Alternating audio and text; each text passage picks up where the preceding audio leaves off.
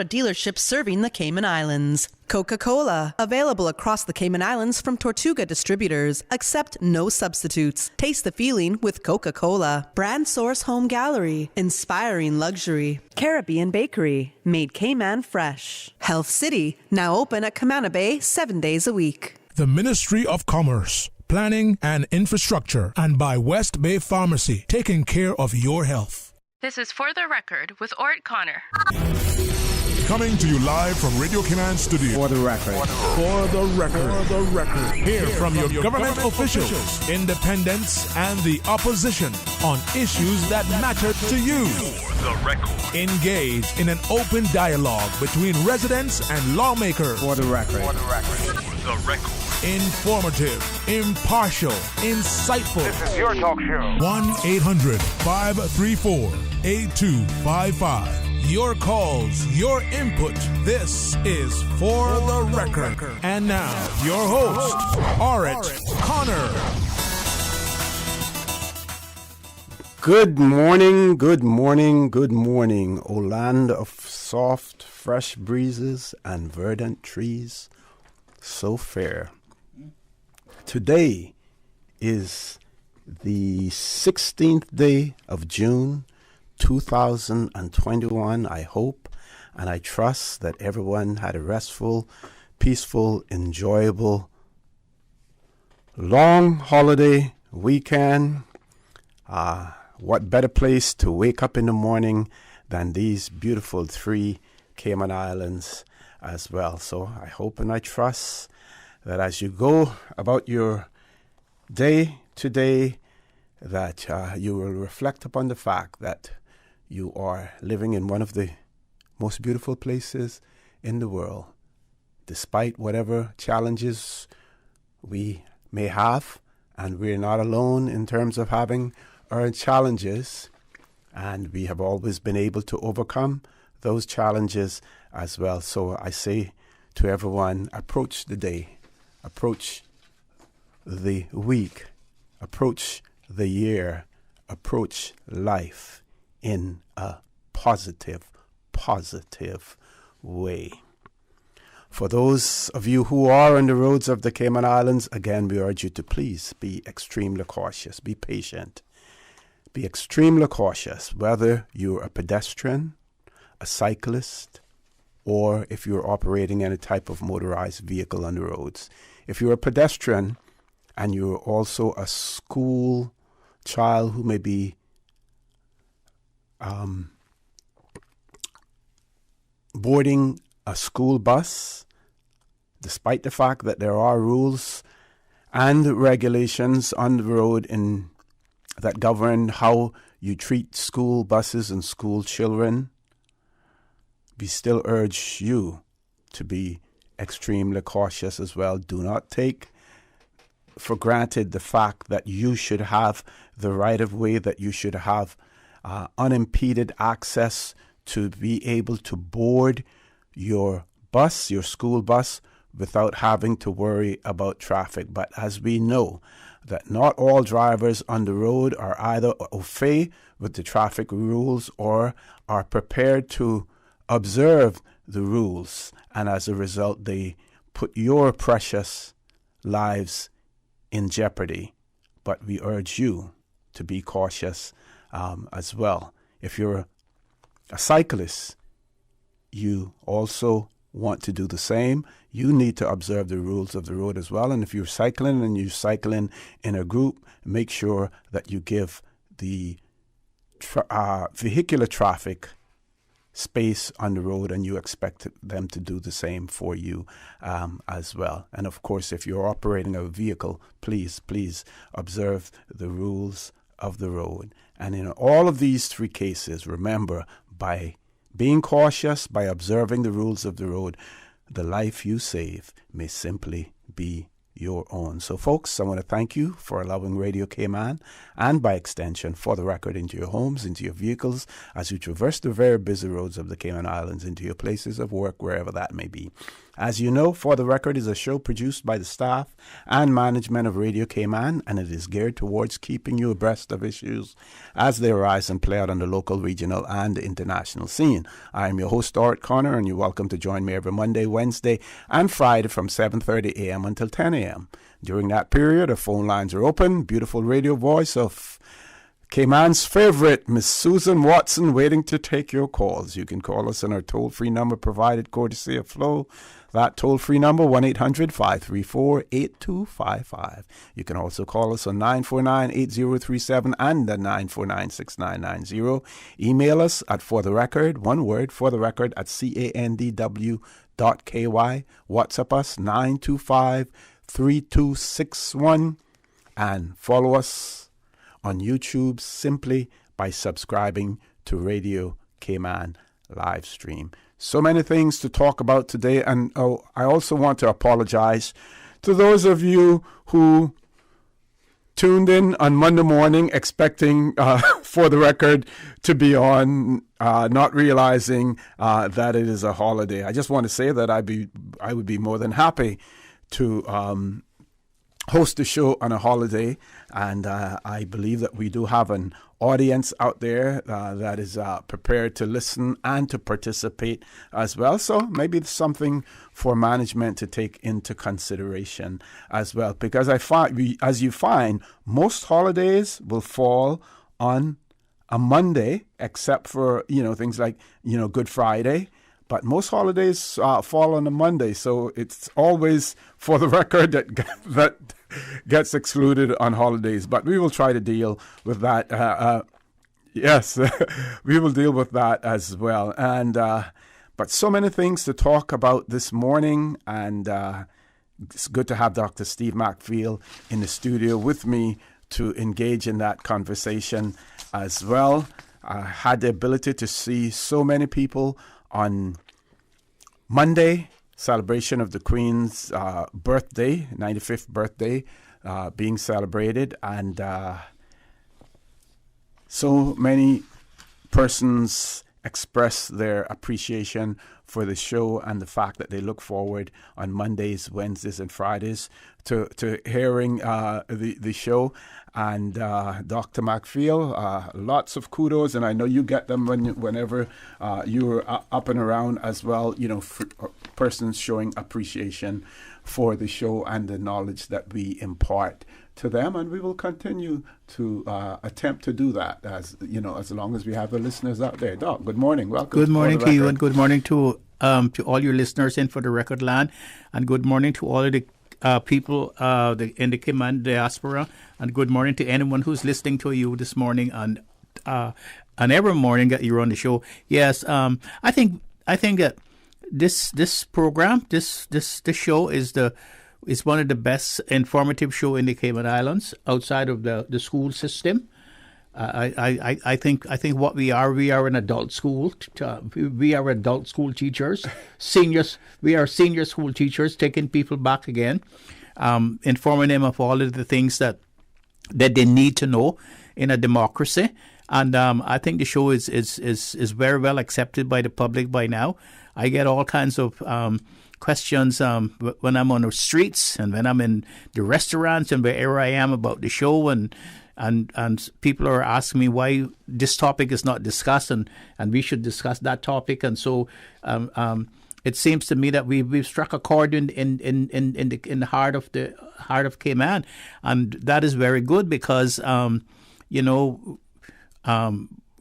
are a very peaceful people, but we're also very critical of, and especially critical of each other. And so if we were not popular, and if the show was not accepted, we would hear it right away, and because Cayman people they would let you know right away. What are you doing talking all that foolishness on that show? You need to find something else to talk about. Exactly, that's what they would be telling you. So good. I'm happy that you developed the show where it has become the most popular talk show in the Cayman Islands. And I understand that not only here but in abroad, other people in other jurisdictions nearby also called me too. And I don't know if you know, but people in other jurisdictions, our neighbors, listen to the show in the morning as well. Yeah. Yes, yeah. So this morning I'm going to start off talking about the opinions that I have heard, and I express my opinion as well, to the change of venue at Government House for the Queen's birthday celebrations. Also the fact that it was held on a Monday as opposed to the Saturday. And we know one of the reasons given for holding it on a Monday is those persons of particular religious persuasions will then get the opportunity to do it on a religious, if I'm going to coin this term, a religious neutral day. Yes. Or a neutral religious day on the Monday. And mixed reactions in relation to it. Those who are very, very strong traditionalists say, why have we moved it from where it was? Those who are willing to embrace and accept change are saying, good thing for it to have been done there. What we were able to do is we are all at one location, not having to jump into your vehicles or hitch a ride by someone else to go down to Government House after you have witnessed the pomp and circumstance or pomp and ceremony at in the center of Georgetown, in front of our Legislative Assembly, in front of our Parliament. So there are pros and cons, in that regard. What the feedback that I got from people was, yes, we enjoyed this. I believe that the huge number of persons who showed up is a testament to the fact that they accepted the change and they went along with it. I am not sure whether or not public transportation was provided, but for those persons who would normally go to Central Georgetown and not have a ride down, if that wasn't done, that is something to be considered the next time, if it's going to be held at Government House, to provide transportation from the previous location. People can come there and be able to go there. But and later on, I'll share some history. We know in 1966 where it took place. It was rained out, but the Princess Royal Park was the place that it was held. Now, I was talking to someone, and they were hearing conversations about people saying, well, it was, used to be held at Government House before. And that may be true, and that may have been in the early years when Government House was also the administration building. Yes. Okay, Doc, over to you. That was when the Government House was also the administration building. That was the site on the site on which the old glass house now stands. Mm-hmm. But that was a long time ago, and the parade actually used to be in Pardon the Ground. Mm-hmm. Used to be in Pardon the Ground, where the cricket field was, the old cricket field was, and that would have been part of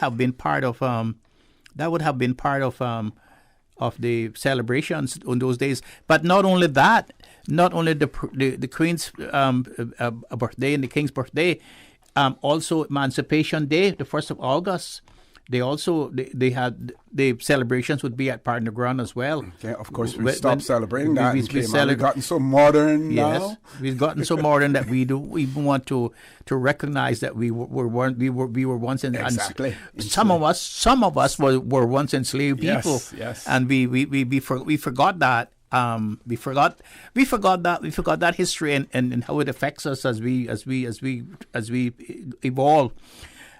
Another thing that brings to mind about the neutral day that facilitates all religious denominations in the island by having it on a Monday is I was speaking to some people from the Seventh-day churches. You know, there are lots of, not only the Seventh-day Adventists, there are also other people with Seventh-day churches.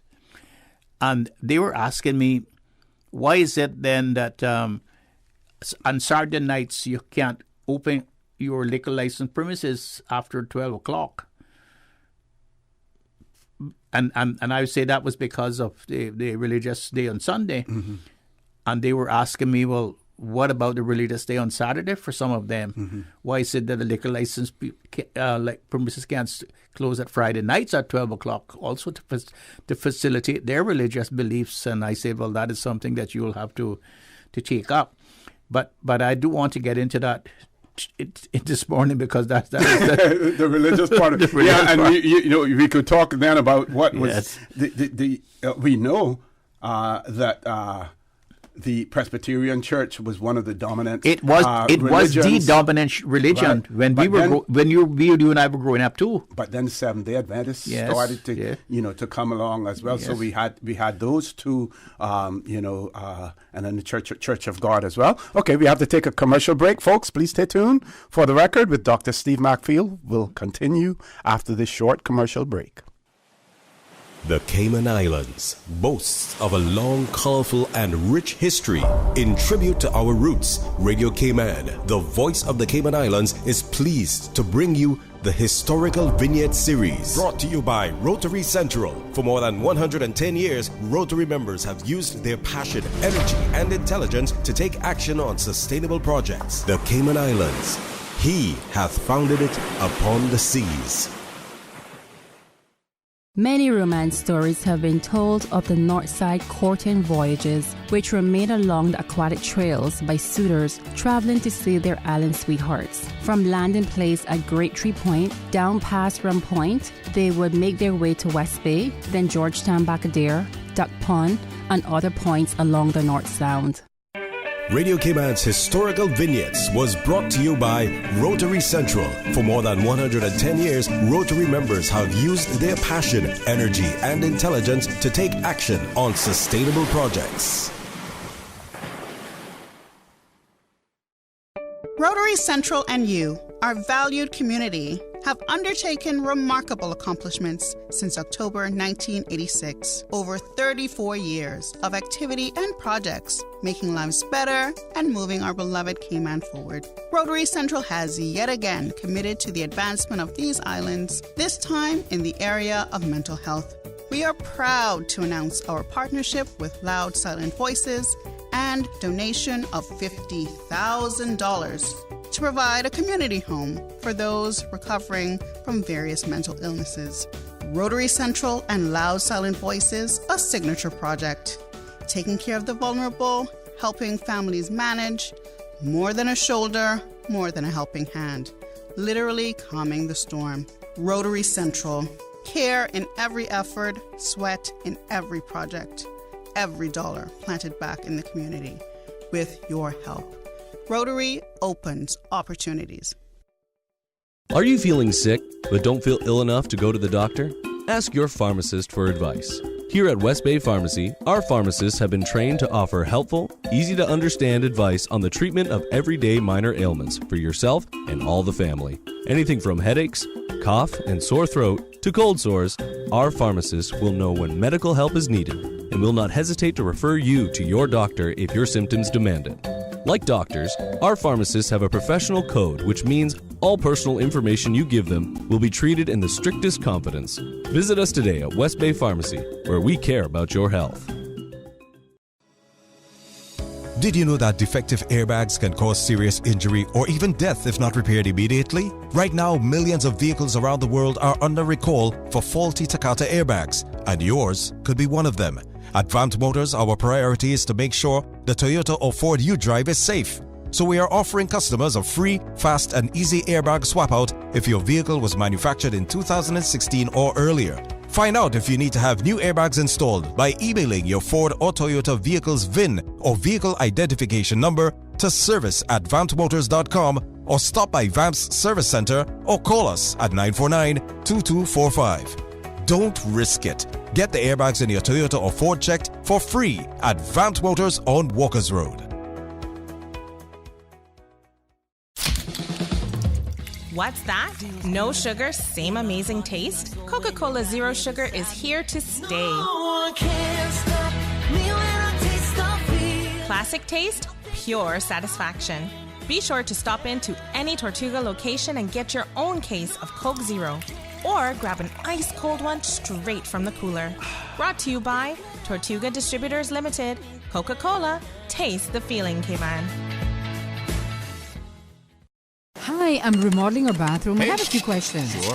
What are some ideas to make my bathroom feel larger? How do I know if I'm picking the right vanity? How do I choose a new toilet or a new countertop? Also, the lighting is terrible. Can I put a window or a skylight? And do I really need an exhaust fan? You've come to the right place. At Brand Source, we custom design kitchen and baths, and our talented design team can help answer your questions. Whether you're looking for a modern, functional family bathroom or a luxurious personal retreat, we'll help create that beautiful space that makes your home yours. And if you're in a rush for a new look and have a limited budget, our ready-to-install bathroom vanities, built with solid wood and countertops of the finest materials, are a quick and easy remodeling solution. For the very best in custom-designed kitchens and baths, visit Brand Source Home Gallery on Dorsey Drive, Industrial Park, Cayman's Kitchen and Bath Center. The CXC Learning Hub is the Caribbean's #1 e-learning platform for the complete suite of regionally and internationally recognized qualifications from the Caribbean Examinations Council. The CXC Learning Hub provides free 24/7 access to multimedia content including past papers, e-books, syllabuses, demo e-tests, subject reports, and digital toolkits containing videos, infographics, simulations, and more. Get the learning resources you need to prepare for exams all in one place. Visit learninghub.cxc.org today. System 1 loaded. 1-800-534-8255. What is on your mind when it comes to the government, independence, and the opposition? Issues that matter to you. 1-800-534-8255. Waiting to hear from you. For the record. This is For the Record with Ort Connor. Good morning. Welcome back to For the Record. In the studio with me, Dr. Steve Macfield. We do have a caller. Caller, good morning. Welcome to For the Record. Good morning, gentlemen. How are you all doing today? Good morning. I'm fine. And how are you? I'm good. I'm really happy about Monday's celebration. I mean, I was there. My boys participate. And the only thing I would say is that I'd like to see you all still there? Yes. Oh, sorry, Ben. So That's okay. I'd like to see us have a number of school children from each of the schools come out and represent their school, because I think that was the only thing that was missing, was to be able to see those children in uniform being able to appreciate this pomp and circumstance and to build national pride, because that is how we're going to participate in their building and their understanding and their ownership of the Cayman Islands and what we are and who we are. And we were all there when we were children, and I think that was the only element that I missed. There were a number of children there with their parents, but when I think of children coming up dressed in their uniform and being proud of which school they're representing, and each having a little contingency, that would have been the top off for me. So other from that, I'm pleased. I was happy that we could transition into the government house without the transportation issues and having to go down. And the evening, while it was warm, it was cool enough. And people still stayed and able to mingle and see each other. And, thank God for the relaxation of the COVID issues that we deal with, that we were able to be there free from anything really that hindered us in terms of having to wear masks and social distancing. So I think it was a lovely evening. I think Monday worked out, so I just want to give kudos to the organizers, and it was a good reception, and it was a good parade. It certainly was. The only drawback that I would see is the space, because when everyone went in to the compound after and on the lawn there, of course there's more space for expansion and everything, but sometimes we felt a little bit clustered, and but they got separate lawns on either side that they could have considered. Yes, exactly. Yeah, so they certainly can expand there. Yes. Yes, sir. But thank you again. Good seeing you as well. It was nice seeing you too. Yes, okay, yes. Then. Take care. Thanks for calling as well. So Doc, I was having a conversation with one of my debating buddies. We always debate on the phone. talking about different things, and sometimes, our views converge, and other times they're far apart in terms. And he was a more traditionalist in terms of why are we changing? Why did we change the location and everything? And I pointed out to him, remember what it is. It's the Queen's birthday celebration, right? That was put on by the Queen's representative here in the Cayman Islands, the governor. And as much as we may want to believe otherwise, and yes, Government House may be the people's house at the end of the day, and this is where I'm going to need you to come in. I said to him, remember, where the Government House is located, that is still considered Crown land. And until we become an independent country, that Crown land belongs to exactly what it is named for, the Crown. That's right. The Crown. Belongs to Her Majesty the Queen. And when I did my research on it, I saw there's a distinction between public lands and crown lands. Yes. So I want you to explain that to our listening public. We probably won't have enough time before the news to do it all, but if you could. Yeah, public land is land that, for instance, is acquired by, say, Cayman Airways, or by the Public Works Department, or by any statutory authority. Those are public lands. Crown land is a land that's belonged to Her Majesty the Queen. That land can only be alienated from them by them. The legislature has no power to alienate Crown land. Mm-hmm. That land is belong to the Crown in perpetuity. For instance, there and like I was saying before, in settled territories where the territory was settled by people. Mm-hmm.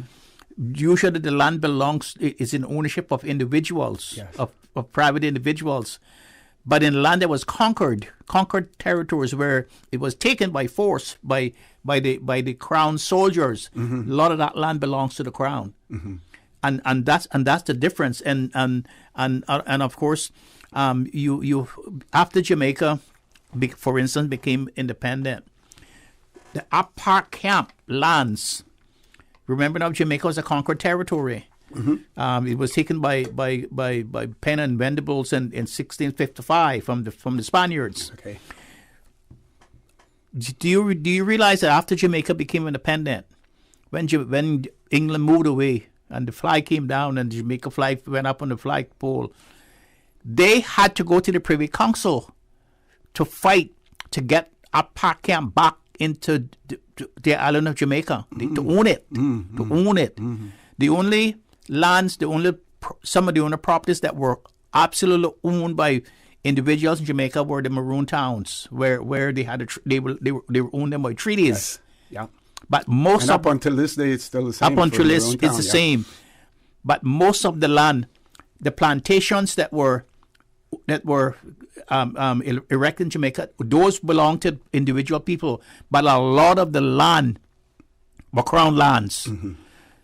And some of those lands then, when Jamaica became independent, were transferred over to the people of Jamaica. Would that be covered in the West Indies Act? Or that's right.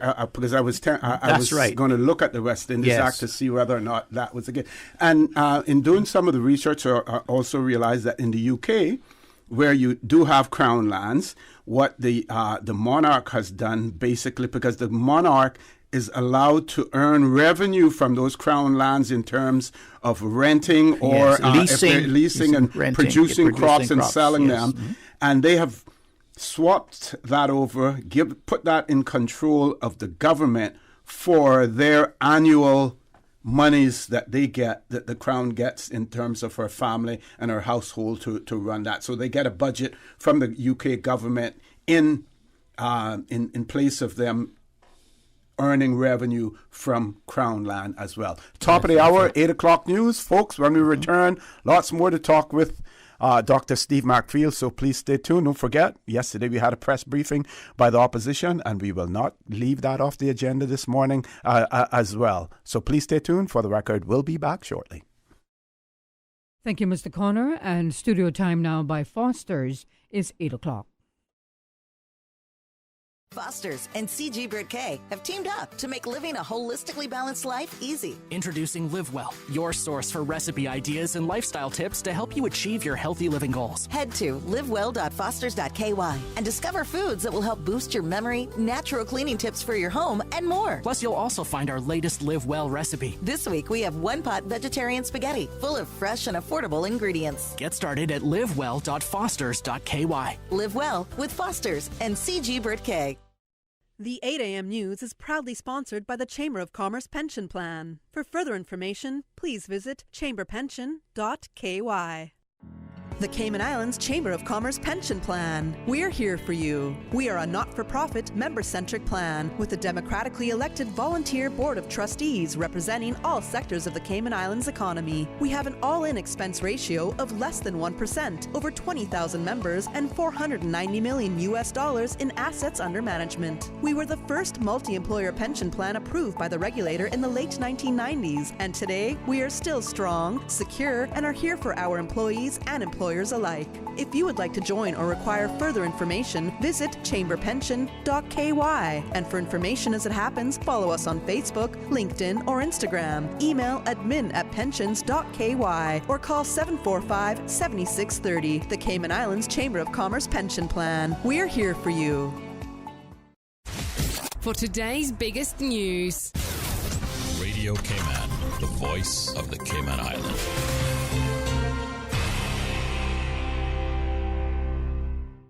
With your latest news, I'm Karsley Fuller. Cayman, the country can expect to replenish the island's inventory of COVID-19 vaccines with the arrival of the 2-dose Pfizer-BioNTech vaccine later today. This means the vaccines program will resume on Thursday. However, the first doses will be reserved for those ready for their second dose.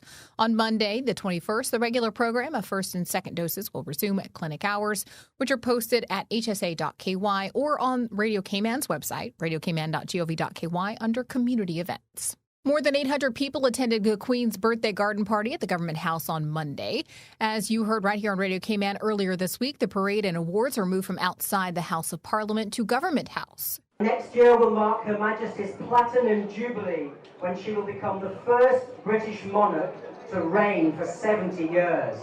Which is quite extraordinary if you think about that. And this weekend she received President Biden, and he was the 12th US president that Her Majesty the Queen has received in the UK, which is, again, an incredible achievement. His Excellency, the Governor Martin Roper, is already looking ahead to the future. Next year, we're already planning a series of events to mark such an auspicious occasion, and I'm gently encouraging the government to declare perhaps an extra public holiday. I'll let you know if that's a Audio there courtesy of CIG TV. At the celebration, the Deputy Governor announced that the Queen had recognized the Director of the Truman Bodden Law School, Mitchell Davies, with the British Empire Medal in the 2021 Queen's Birthday Honors.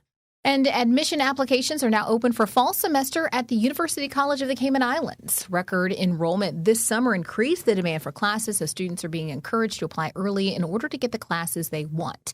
The application deadline for new students is July 31st. Registration period for students, online and face-to-face, is open now, and drop-ins are welcome at any time. Classes start on August 30th. For more information, email admissions@ucci.edu.ky or call 623-8224. Now with a check of international news, here's the BBC, which will take us out of the newscast. I'm Karsley Fuller from Radio Cayman's newsroom. BBC News with Jerry Smith. 5 hours of talks between the US and Russian presidents are underway in Geneva. The meeting is their first since the election of Joe Biden, but expectations of any breakthrough are low. Relations between the two are tense after Washington's criticism of Russian cyber attacks, election interference and human rights abuses. The UN says the famine in the Ethiopian region of Tigray is getting worse. The Security Council has been told Eritrean troops there were using starvation as a weapon. The The UN has said hundreds of thousands were experiencing famine. Mozambique says it will investigate reports that women prisoners have been forced into prostitution. An anti-corruption group says inmates from a penitentiary have been made to serve as prostitutes for wealthy clients for many years. 60% of people working in the service industries in Moscow are to be given compulsory COVID vaccinations over the coming month. The Russian capital has seen a big increase in the number of cases. The EU is preparing more sanctions against Belarus over the way it forced a passenger plane to land in order to capture one of the president's critics. They'll target almost 80 officials.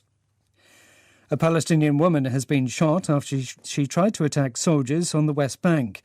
Earlier, Israel responded with airstrikes to incendiary balloons that were launched from the Gaza Strip.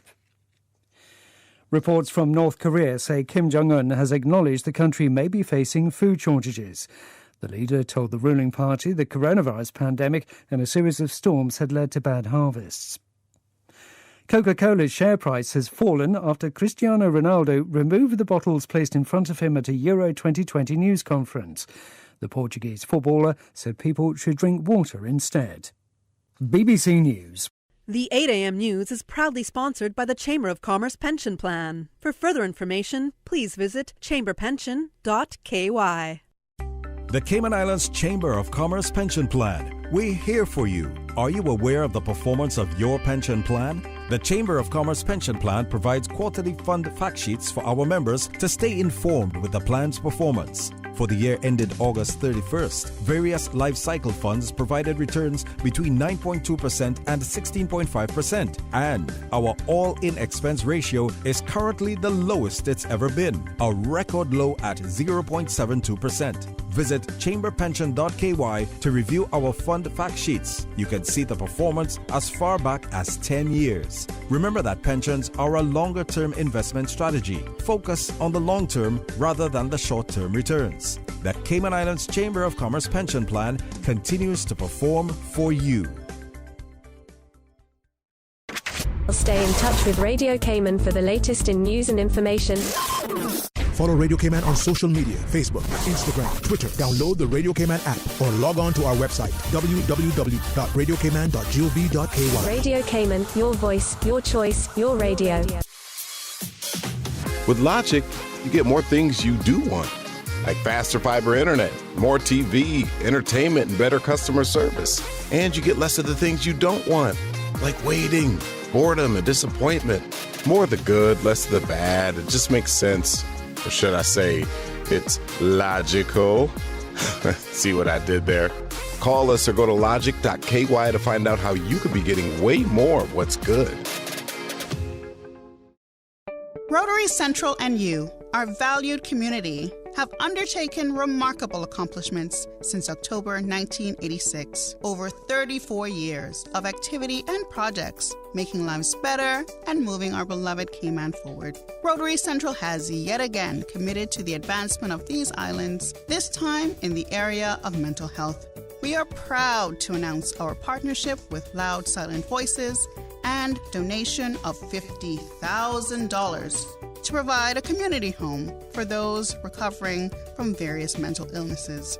Rotary Central and Loud Silent Voices, a signature project, taking care of the vulnerable, helping families manage, more than a shoulder, more than a helping hand, literally calming the storm. Rotary Central, care in every effort, sweat in every project, every dollar planted back in the community with your help. Rotary opens opportunities. The CXC Learning Hub is the Caribbean's #1 e-learning platform for the complete suite of regionally and internationally recognized qualifications from the Caribbean Examinations Council. The CXC Learning Hub provides free 24/7 access to multimedia content including past papers, e-books, syllabuses, demo e-tests, subject reports, and digital toolkits containing videos, infographics, simulations, and more. Get the learning resources you need to prepare for exams all in one place. Visit learninghub.cxc.org today. The 8:10 a.m. Weather Report, Monday through Friday, is proudly sponsored by Pan American International Insurance Corporation. Pan American International Insurance Corporation, meeting the life, accident, and health insurance needs of individuals and businesses to ensure financial security and peace of mind. For more information, call 949-8304 or visit www.palig.com. That's PALIG.com. For over 100 years, more than 5.8 million people across the Americas and the Caribbean have placed their trust in Pan American Life Insurance Group. We have delivered on our promise and have proven that we are more than an insurance company. We are family. To learn more about our first-in-class individual and group life, disability and accident solutions, please visit Pan American International Insurance Corporation at Unit 221, Cannon Place East, North Song Road, Grand Cayman, or contact us at 949-8304 and visit us online at www.palig.com. Pan American Life, people you can trust for life.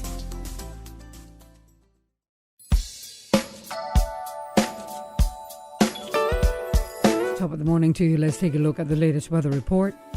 Current temperature is 84 degrees. Relative humidity is 80%. The barometric pressure is 29.96 inches and falling. The wind is southeast at 10 knots. Overnight low temperature was 82 degrees. Synopsis indicate isolated showers along with moderate winds and seas will continue across the Cayman area for the next 24 hours as a ridge of high pressure system lingers north of the Caribbean Sea. Radar images show isolated showers in and around the Cayman area moving towards the northwest.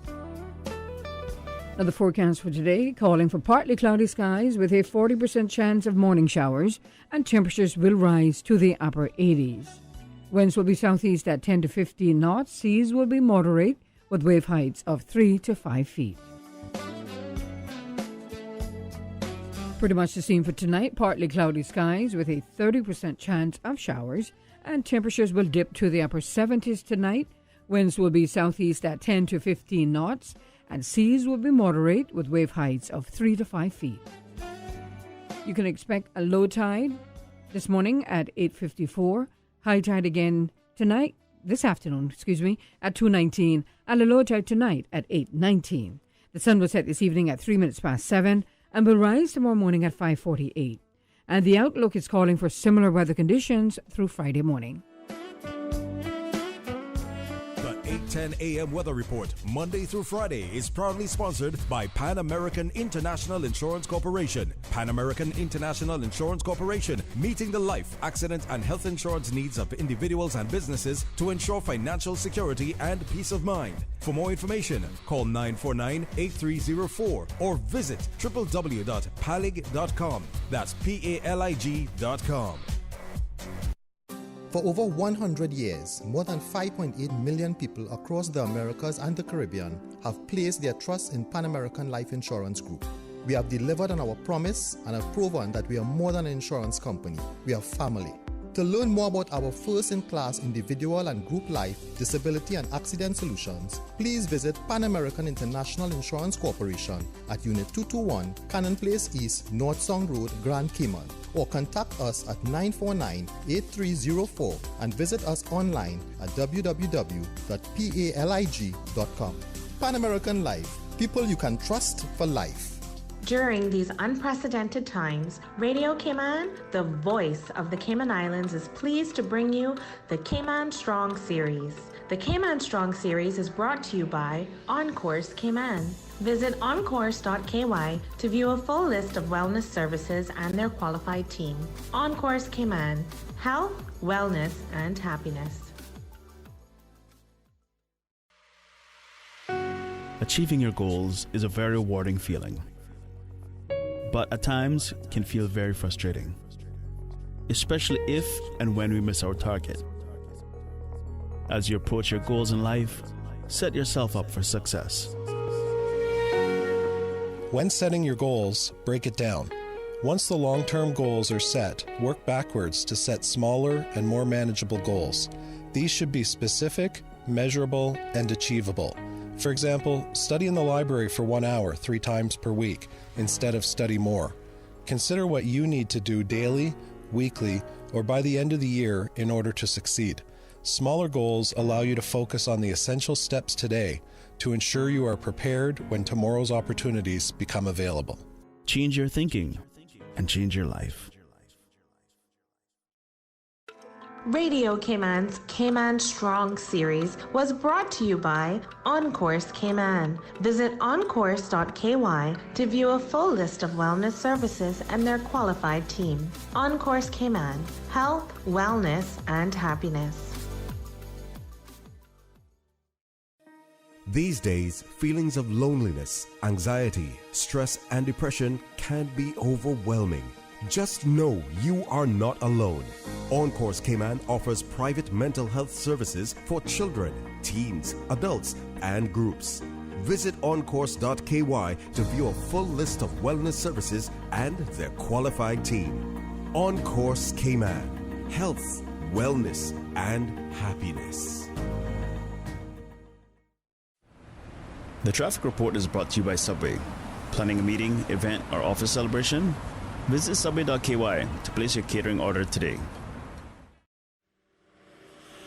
Good morning once again. Let's take a look at how your traffic is shaping up. Some utility work is taking place on Walker's Road, so be aware of that as you head to Georgetown. Coming from the east, busy traffic, bumper-to-bumper traffic on the Linford Pearson Highway. Busy traffic coming off the Linford Pearson Highway on Agnes Way.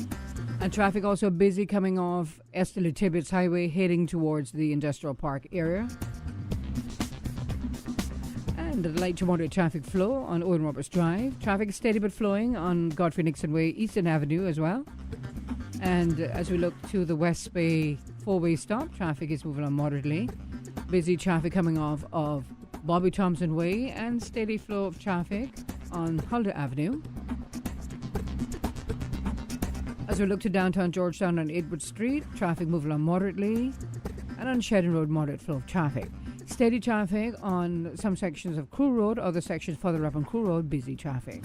That's the very latest on your traffic. Join us again at about 10 minutes after 12.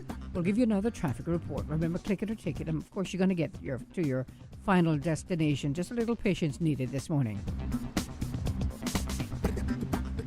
When you're tight on time and budget, but big on flavor, Subway's Meal of the Day hits the spot. Enjoy daily meals on classic sandwiches like tuna, Black Forest ham, meatball marinara, and more. Starting at $6.25 for 6-inch meals and $8.75 for footlongs. You can get Subway's Meal of the Day. Enjoy a different sandwich on a different day for the same price. Mix it up with cookies or chips or waffle fries for the same price. Subway, eat fresh. The traffic report is brought to you by Subway. Planning a meeting, event, or office celebration? Visit subway.ky to place your catering order today. The HSA Specialist Clinic has relocated to a new, modern, state-of-the-art facility at Smith Road Center to offer you a better patient experience. Receive care from top specialists in chiropractic, complementary and alternative medicine, neurology, ENT, urology, pain management, and more. Our orthopedic and telemedicine clinics remain at the Cayman Islands Hospital campus. Please remember to bring your own face mask when visiting any HSA location. Visit our website, hsa.ky, to learn more. At the HSA, you matter to us. The Tuesday and Thursday edition of The Business Buzz is brought to you by Cayman Medical Supplies, providing quality pharmaceuticals, medical supplies, and consumer products to healthcare providers, retailers, and ultimately the patients at a reasonable rate in a friendly, caring, and timely manner. Cayman Medical Supplies is located at number 93 Smith Road, Windward Center. Telephone 949-6211. For the record, with Ort Connor. Initiating system. For information that matter. For the record, with Ort Connor. Continues right now on Radio Cayman. Good morning and welcome back to For the Record. It is my pleasure to have in the studio with me this morning Dr. Steve McPhail. We started off by discussing the Queen's birthday celebration, and we're going to stick with that a little bit more from a historical perspective. And in the Tradewinds newspaper, 16th of June 1966, that would be, 55 years or something like that? Yeah, 55 plus years ago. Mm-hmm. Queen's birthday marred by rain. We know that in 1966, it was to be held at the Princess Royal Park in Georgetown, the site now where our Legislative Assembly building or Parliament building now exists. It was moved inside of the town hall because of the rain. In 1966, the administrator was Mr. John Cumber at that point in time. We know that Mr. Clarence Thompson was one of those individuals who received the honors at that time.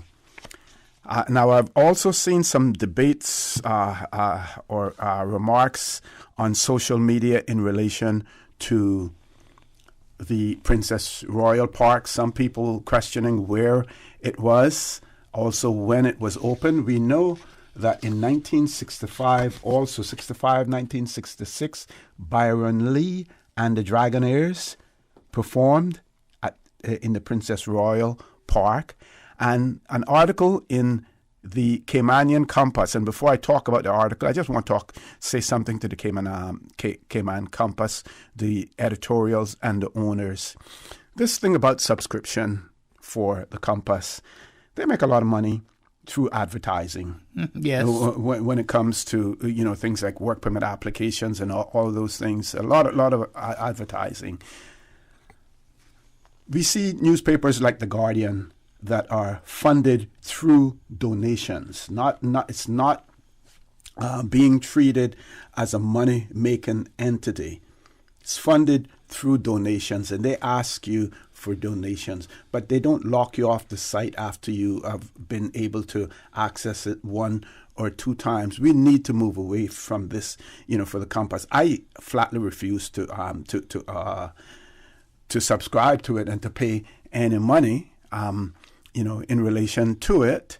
And what they should be doing for the people of the Cayman Islands is that any IPO address that is for the Cayman Islands, they should allow access to the Compass for free. If you're there wanting to impart information to the people of the Cayman Islands, get away from this thing about charging and about subscribing to it, especially if you're treating, and this is online, yes, especially if you're treating it as a money-making entity. So on our own Jewel Levy, on the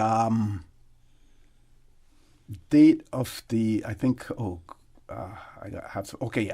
the 26th of March 2019, did an article, 60 Years of Royal Welcomes, and in that she did some research and speaks to her research about the Princess Royal Park and when it was open. So I'm going to ask you to share that with her audience, the date and the name of the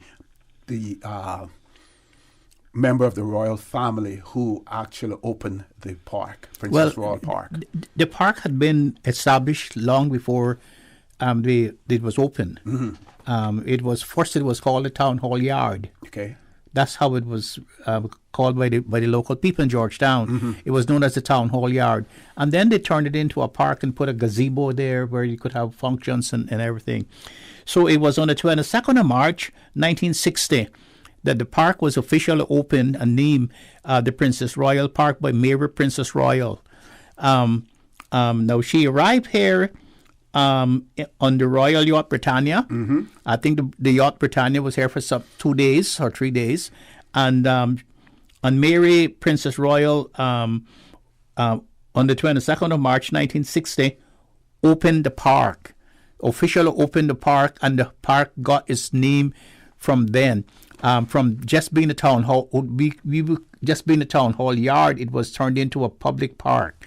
Now it remained into a public park as the Princess Royal Park until the Legislative Assembly building was constructed upon it, mm-hmm. and then there was no more park there. And when you said that in 1966 that the Queen's celebrations birthday celebrations had rained out. Yes. And they moved into the town hall, because the town hall was adjacent to the park. And I think in 1966, the town hall was surrounded by the whole park the town hall was surrounded by the old park. There was no cable and wireless building there then. Right. The cable and wireless building came afterwards. Yeah, I think. Well, it was being built because one of the Trade Winds newspapers showed Mr. Oh gosh, I'm trying to remember his name now. And he and Fred O'Connor was sitting on. They actually started the construction around about 1966 of the that it building. Must have been late 1966. Yes. And it was a place where we played baseball games. It had a baseball oval, and it was a place where they had a lot of matches there, and it also a place where they would have games, inter-sports games. So sometimes too, when part of the ground was flooded and was not available, they would have the games in that park. Okay. Now, Ms. Jewel Levy, in her article, she also gives credit to Mr. Lee Ebanks, and I want to say this: Princess. This paragraph says Princess Mary came to the island on the Royal Yacht Britannia, according to Lee Ebanks's book, Lest It Be Lost. So here again, we have a Caymanian who has written a book. I'm sure that it is probably still in publication. Lest It Be Lost. We have several Caymanian authors there that talk about the history of the Cayman Islands. And if these things are not in our schools and on our curriculum, we need to get them there. We need to expose our people in the Cayman Islands to our history, and what better way to know your history than to get it from your own people. Yes, and Mr. Lee Banks was also a collector of customs.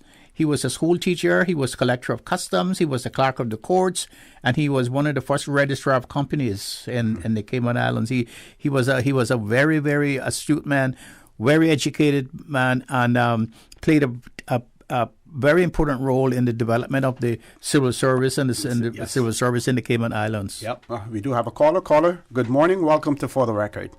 Good morning, gentlemen. Good morning. Good morning. How are you? I'm very well, thank you. I have one question and one observation. The question is the year of the seafarer, which 2021 had been declared, and there were, as far as I know, many activities planned, and I actually have on record where they wrote directly to me about some of the seamen that I nominated and said there would be district days where all of these seafarers would be recognized if they didn't qualify for the big event that took place in January.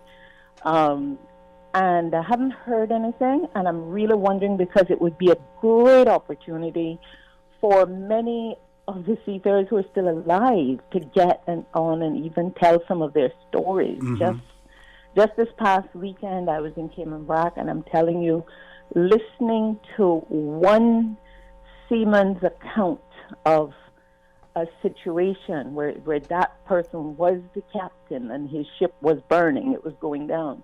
I had not heard that story before, and just listening to it, I mean, it was such horror. I just could not believe that something like that had happened, and those stories aren't being told. So I'm just hoping they'll get back to that program, because we're halfway through the year, and there were many district events planned, and I trust that they will continue as promised, and it'll be more than just renaming a section of Harbor Drive to Seafarers Way. That was the question.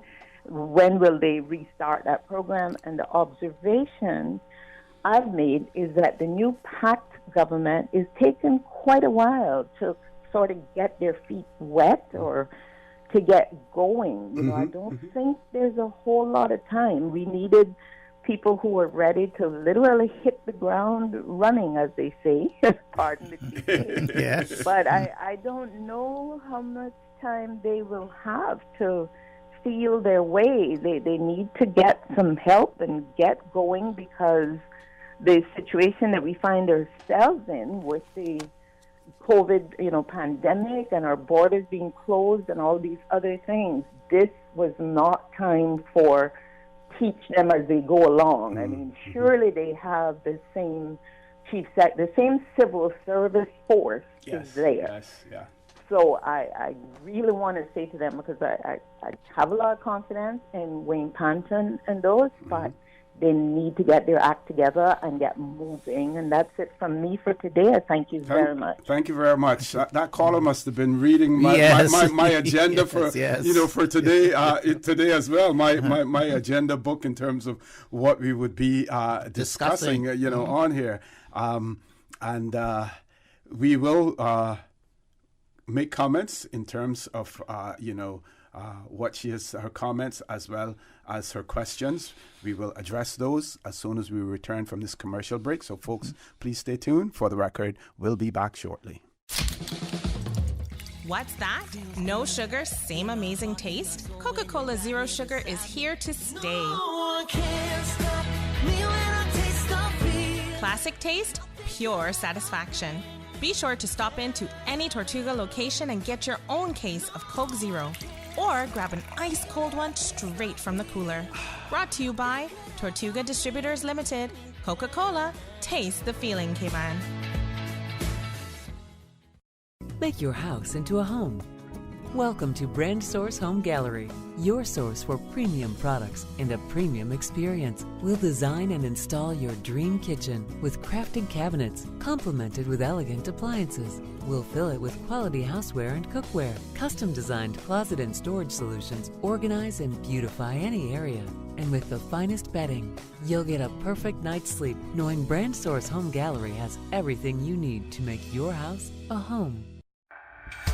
Health City is now open at Camana Bay, offering a wide range of specialties at our state-of-the-art Camana Bay Clinic. We are here to help you save time and feel better. We are open weekdays, weekends, and evenings for your convenience and are dedicated to reducing your wait time while improving your health. Friendly staff, expert care, lab services, and diagnostics in one convenient location from the hospital you know and trust. Health City at Camana Bay, within your reach. System 1 loaded. 1-800-534-8255. What is on your mind when it comes to the government, independence, and the opposition? Issues that matter to you. 1-800-534-8255. Waiting to hear from you. For the Record. This is For the Record with Ort Connor. Good morning and welcome back to For the Record. In the studio with me, Dr. Steve McFeel. We're going to address the issues raised by the previous caller, and I would say that when Ms. Martika Bawden and Mr. Alfonso Wright were last on the show, they certainly emphasized the fact that re-emphasized the fact that the whole year 2021 we're celebrating seafarers, and their lots of things, events on the agenda, the various districts that they will be going to. Nothing has changed as far as we know and what we've been told. Nothing has changed in terms of that agenda. It will continue along those veins as well. So those of you out there, you can expect that more will be happening. They will be in contact with you. They also spoke about the fact that they were updating their website and everything to allow you to be able to go on there and update information in relation to your loved ones who may have been nominated as well. So that is ongoing. No changes in that regard. Doc? But what I haven't seen, though, already is the name change for Harbor Drive. Okay, they spoke about that too. There will be an event taking place with all of that. That's all going to be. And there was an official not opening it out, the official naming of the site. Right, and groundbreaking. And yes. groundbreaking for the Seaman's Park, which was the site of the old Tower building. And I wonder if that is still going to be on the agenda for this new administration, if they are going to go through with it, or they're just going to abandon it. Because, we had the experience where one government comes in and dismantles what the other government began or started to do or did. And, it would be not so good if they just abandon it and refuse to conclude the park as we saw the design when it was that site was named as the Seaman's Park. Okay, I believe I had a slip of the tongue just now, and I've been reminded of it. It is Martika, Marzita, not Martika. I said Martika Bodden, Marzita, Miss Marzita Bodden. Forgive me, for that, Miss Marzita. But yes, so now on the other issue in relation to the government and moving forward and the ability to hit the ground running. Yes, we have said normally 100 days, which is 3 months. There's a lot that the government has to do. Preparations for the presentation of the strategic policy statement, which is due to be presented in the Parliament by the 14th, I think it is, of July. Yes. They have that is what has happened by the 14th of July, and the policy statement, and then the budget comes after that. Right. Now we saw yesterday that the opposition had a press briefing. I would say that they made the strategic move and got the jump on the government.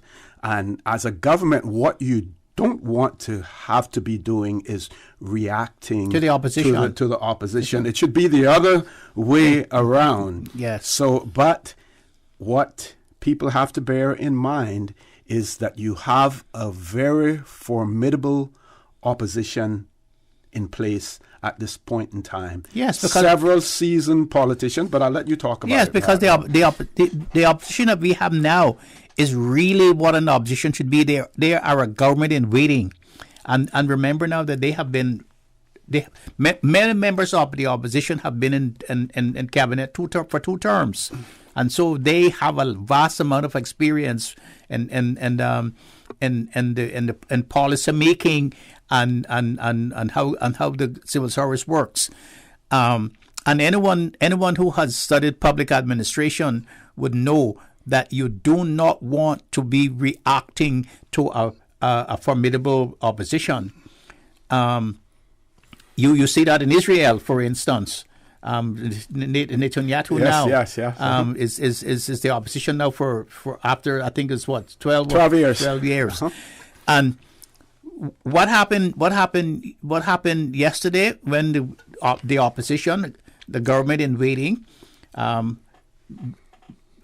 challenged the government in their news conference about several things, and one of the most important things that they challenged on was the opening up of the country. Yes. And I think that comes from the pressure from a part of the business sector, people who have the skin in the game, people who have businesses that depend on tourism and depend on sea and cruise tourism are now hurting really badly, because you see all of these articles in the press, in the media about the restaurants are hurting and about people are hurting, because not all the people in Cayman Islands are receiving their revenues and their economic benefit from the financial sector, from the financial services. There are a lot of other people depends on people coming here and staying for 3 or 4 or 5, 6 days, or people who come in and staying for 3 or 4 hours. And that's the problem that we have, how long it's going to be. But then I don't think that people realize what happens when you do not have a government that has been all cohesive. When they all run in one platform, there was one manifesto, there was one vision for the company, there was one solid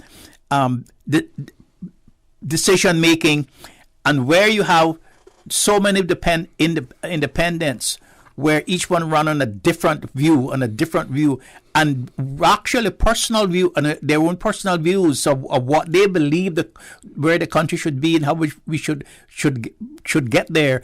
This is a problem. So it's going to take some time for them to work out, to bring all of their ideas together and to have one manifesto, one vision for the company. And their leader, Mr. Panton, is going to have a hard time coordinating that and putting it into writing so that the public can see exactly where we're going. And that is what is frustrating the government, the people now, because the people do not understand that this is a problem when you have people not all together. I'm not saying together in the government, not together of one view. Each one has a different view of where the country is and where the country should go, and maybe different priorities, how to get there. And getting those to all gel together. But because you remember when one of the ministers was here on this show, on your show some time ago, you were asking him about some priorities that they had run on. You remember that? And he said that was not a priority at this particular time. Yeah. And one of those priorities was the job for Caymanians. And I think he said that they were not, that was not a priority right now. The priority was getting the country open. And I think, well, I think it wasn't necessarily as wide as job for Caymanians, yes. But we were talking about a specific job yes. in that regard. Yes. But when it comes to certain things like COVID-19 and opening up the borders, keeping the country safe and as free as possible from COVID-19, the current government has said exactly what the previous government said. The health and safety of the Cayman Islands will be paramount. That's right. That comes first above everything else. The last caller that we had a very important point, and she spoke about the fact that there are senior civil servants who are still in place. The Ministry for Tourism still has its chief officer there. Other ministries have the same chief officer in place. Those chief officers would have been privy to certain things in terms of strategies. Yes, they do have their caucus, the political caucus, and everything that maybe the chief officers are not involved in. But, as far as moving forward, those chief officers would have to be in the know to a certain extent. What we need to see more of when it comes to COVID-19, take Dr. Lee and put him out front. Take Dr. Hazel Brown, put her out front. Take Dr. Samuel Rodriguez Williams, put them all out front. That's what the previous government did, Yes. Now, they may have been out there talking about government policy in relation when they had their press briefings, but what they had to say as far as the science and the medical issues were concerned, they were simply articulating the views that they received from the experts, from the professionals. That's right. Those professionals are still there. Take them and put them out front.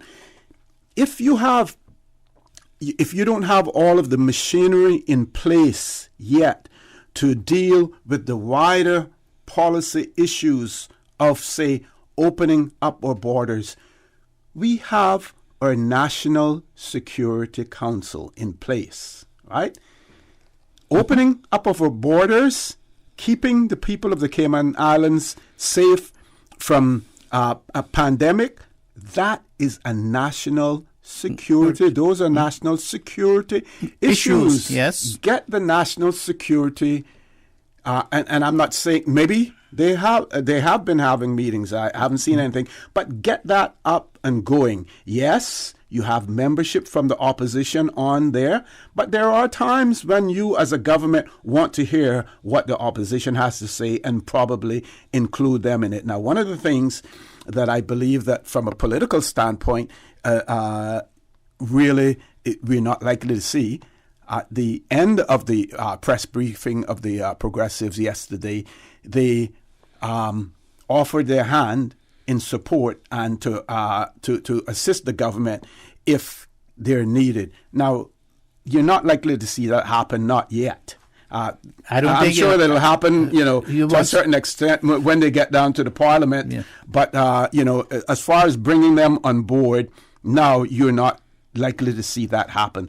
But through the National Security Council, with the leader of the opposition, being on there, that's the way. So if at this point in time, the cabinet, the ministers that we have in place find that there's so much to have to deal with, but we have this really, really important thing in terms of opening up our borders and how we keep the Cayman Islands safe, put it in the hands of the Security Council. So, 1, Security Council. Number 2, put the scientific experts up front.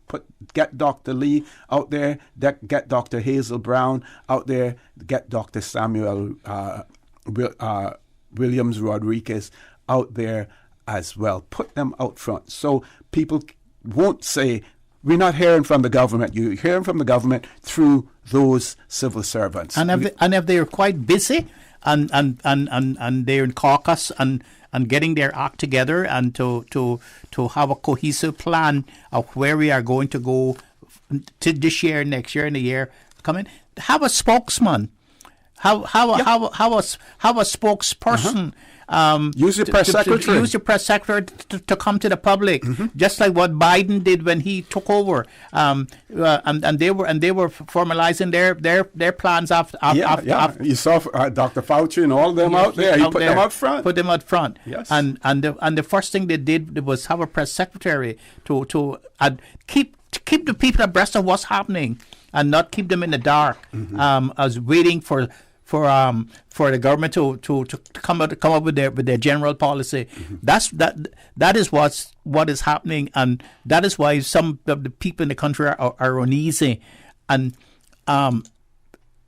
there is a press conference today, I understand, by the government. Is that correct? I heard someone say that at 2 p.m. that there's something on the Facebook. I haven't seen anything in my emails yet, but if that is the case, that is good. The only problem with that is that the opposition, got their foot, out the door first in relation to that. We have to take a commercial break. Folks, please stay tuned. For the record, we'll be back shortly. Are you feeling sick, but don't feel ill enough to go to the doctor? Ask your pharmacist for advice. Here at West Bay Pharmacy, our pharmacists have been trained to offer helpful, easy-to-understand advice on the treatment of everyday minor ailments for yourself and all the family. Anything from headaches, cough and sore throat, to cold sores, our pharmacists will know when medical help is needed and will not hesitate to refer you to your doctor if your symptoms demand it. Like doctors, our pharmacists have a professional code, which means all personal information you give them will be treated in the strictest confidence. Visit us today at West Bay Pharmacy, where we care about your health. When I was growing up in Cayman, Sundays was always a big day for our family. Everyone would go to Granny's house for Sunday dinner after church. Even today, I can still smell the aroma of all the delicious food we used to eat, especially the hot, fresh baked bread smothered in butter, topped off with our favorite pan cheese. These days, I don't have enough time to cook and bake, but I do my best to carry on the Sunday tradition of family meals, and being able to get hot, fresh bread with no preservatives or additives from Caribbean Bakery is a big help for me. Shh, don't tell them, they still think I baked it. Caribbean Bakery, now delivering every Sunday to McGrath's grocery store in Eastern Avenue and Marina Drive. Caribbean Bakery, made Cayman fresh. Planning for the hurricane season can be stressful, especially because COVID-19 remains a concern. To help you safely prepare, here's some tips from the Public Health Department. have a fully stocked first aid kit. Make sure you have face coverings, hand sanitizers, and disinfectants should you need to evacuate to a shelter. Ensure a sufficient supply of medications for people with illnesses. Ensure immunizations are up to date, and when eligible, take your COVID-19 vaccine. Ensure a sufficient supply of food and clean water for every member of your family. For more guidance to update your emergency hurricane plans due to coronavirus, visit www.caymanprepared.gov.ky. This message is brought to you by the Public Health Department in partnership with the Ministry of Health and Wellness. Siwa Sain is on this Friday, June 18th. All about the conch shell, eating the conch, and other conch facts. All about conch. Say again, all about conch facts? Facts. Yeah, conch. Can you count conchs? You said you could. There's 5,000 conchs in a conchorama. Conchlicious, not conch. No. We don't spell it, we eat it. Shell, no? Nothing but conch. Siwa Sain. Special feature of Talk Today with contributions from the National Museum, a language, history, and culture show on Radio Cayman 89.9 and 93.9 FM. Can I tell you a little point about conch? Yeah. In Port Arthur, Texas, there's a conch shell wall on Eddingston Court made of 5,000 conch shells come from Cayman. A Caymanian in Port Arthur made it. Wow. Siwa Sain. We're talking about the conch itself. We're talking about a conch shell. We're talking about how to eat it. All about conch. June the 18th. Siwa Sain. For the record, with Ort Connor. Initiating system. For information that matter. For the record with Orit Connor. Continues right now on Radio Cayman. Good morning and welcome back to For the Record. In the studio with me, Dr. Steve MacPhail. Yes, there is a press conference scheduled for 2 p.m. Today, and that notification received from the press secretary to the premier. So there's going to be a press conference today. Well, I usually watch it on YouTube. I think the members of the press, usually Radio Cayman, will have one or two of our people there, as well. But communications, when you're in government, communications is really, really the key, one of the keys, to it. But we have to realize that we had a new government. It's been, 2 months since they were elected. 2 months is really, really not a whole lot of time. And bear in mind, it's not like you have in the United States where, you win the elections in November and you're not inaugurated until January. So yes. You have enough to put everything. What you have to do as a political organization, and this is where having a political organization has its advantages, even though we are told that those persons who ran as independents, that they were still collaborating prior or during the election, so they knew if they were elected what they would have in place. But when you have things organized, you know exactly who your minister is going to be for this, who your minister is going to be for that, who's going to be the spokesman for this, and you can, like what the previous caller said, hit the ground running in that regard. But in our public administration system is different from the UK, from the United States administration system, because when for instance, when you have a new administration, for example, when you have a new president, you still have the structure, you still have the administrative backup structure in place, but then you were able to bring in your own people to carry out your policies. It's different from the Westminster system, where the policies are usually carried out by the civil servants. In the American system, you bring in your cabinet, but you choose them, and then they are vetted by the Senate and confirm.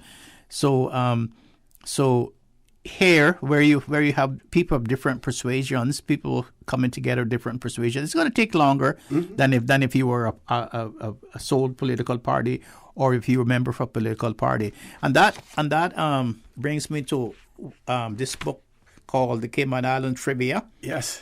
A fun but deep-rooted QGA, questions and answers. And I would like to pose this question to the public. And I would say... Oh, we have a call. Let's grab this caller first. Okay, yes. I didn't realize we had a caller, Ms. Susan. Forgive me for that. Yes. Caller, good morning. Welcome to For the Record. Good morning, OC, and good morning, Dr. Mike Field. Good morning, ma'am. Good morning. How are you? Okay. Having an arena. Oh, you wouldn't know that, though. But we're having little small showers, thank God, at least in the area I am in West Bay. Uh-huh. But this is what I would like to see. I wonder sometimes, why does it take government so long if they got all your information and you go in to find out anything, they want you to fill out another set of papers again, another set of forms, I should say, again. Why are they still doing that? They're not only wasting their time, they're not only, because all of that then should have been on their computer. Touch a button, there it is. Are you talking about the same? You talking about the same entity, or are you talking about a different entity? Let's say, let's say immigration and customs, or treasury and. No. The same. Let's say NAU. Mm-hmm. I've been asked the same questions over and over and over again for the past 8 weeks, trying to get an appointment for my mental cousin, and same questions over and over, and they claim they're supposed to give me an appointment to see them. Then another question is, I haven't got that appointment yet, going into 9 weeks. Another question is, I was someplace the other night, Peter and myself, and I was listening to some foreign people that live here, have been living here for a long time. They were saying how shocked they were to hear that even the little mom and pop shops are given liquor license, especially on the Eastern Avenue area. Apparently, the liquor board is on Eastern Avenue area. It's 11 places that have liquor license, and they think that that's going to be the next capital of Cayman. And to think that they're handing those liquor license out like candy. Have you noticed, have you, or other than the optics, has anyone noticed any difference in terms of the fact that we may have more liquor stores, on the island? Has it made any impact in terms of people's, individuals' actions, how they act or whatever? Has it? We really have to monitor those things as well. Just the mere optics is not enough. Yes, OC. Yes. I know you don't live in West Bay, but even on Sunday, there's two churches right by two of the liquor stores, very close, in walking distance. And even on Sunday, you see the people walking with beers in their hand. Mostly it's men. And then you wonder, what's really happening to us? I understand about COVID, but liquor don't keep us going. Liquor do not keep us going. We are blessed in so many ways that we don't have hospitals that is full, or our hospitals are full with people with COVID, and yet they're taking any day of the week, because we are lacking to enforce the laws. The laws are there. the laws are coming to the top of our heads, but they're not enforced. That's what I would like to see done in this island. Enforce the laws. It doesn't matter who is family to who or she is family to mama, papa, or who. But you're not saying that those liquor stores are open illegally, are you? No, sir. They're all given liquor license according to what the gentlemen, there was 4 of them discussed. They were talking about it, and they say 11 alone on Eastern Avenue, even to the little, like I said, mom and pop stores have liquor license or license to sell liquor. So how does that make us feel? But those stores are complying with the liquor license law, are they not? I guess so, Dr. McField. But the thing is, do they really need it? Well, that is something for the community to decide. Yeah. Yes. Yes, sir. I would agree. That probably some of them, or most of them, are not for Caymanians. They are for other people that go to those same churches that want these things and get these things. I'm hoping that you all understand that we don't. I know you understand. Yeah, no, we understand, but there's a flip side to it as well. Yes, flip side to it. Yes, and I would just like to go back to ask you quickly before you go about your cousins. Is it your nephew or your cousins or something?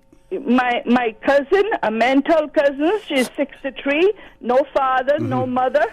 And not too much personal details. No, personal detail. So have you done what you're supposed to do to be able to represent her legally by taking a guardianship, by obtaining a guardianship order from the courts?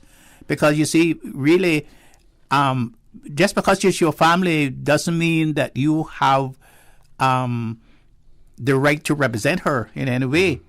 Okay.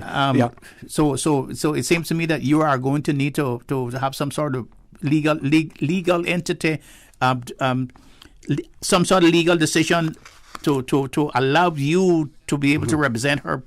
Okay, caller, we have to go to our 9 o'clock news, but if you want to stay on the line, please do so. Folks, please stay tuned for the record. We'll be back shortly.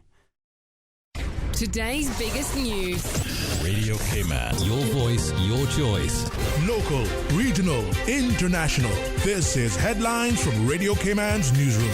Today's biggest news.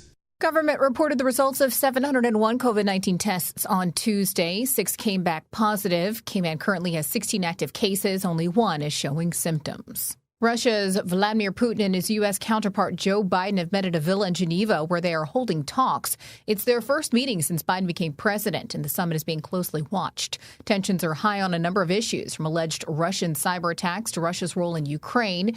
The jailing of Kremlin critic Alexei Navalny is also likely to feature. Before the meeting, Biden called his counterpart a, quote, worthy adversary. Putin has said U.S.-Russian relations are at their, quote, lowest point in recent years. And Israel says it carried out airstrikes in Gaza overnight after Palestinians launched incendiary balloons from the territory in the first major flare-up since an 11-day conflict last month. The Israeli military said it targeted compounds belonging to Hamas. The incendiary balloons sparked 20 fires in southern Israel on Tuesday. Those are your headlines. I'm Karsley Fuller. For the latest in news and information, follow Radio Cayman on social media, Facebook, Instagram, Twitter. Download the Radio Cayman app or log on to our website, radiocayman.gov.ky. For the record, with Ort Connor. Initiating system. For information that matter.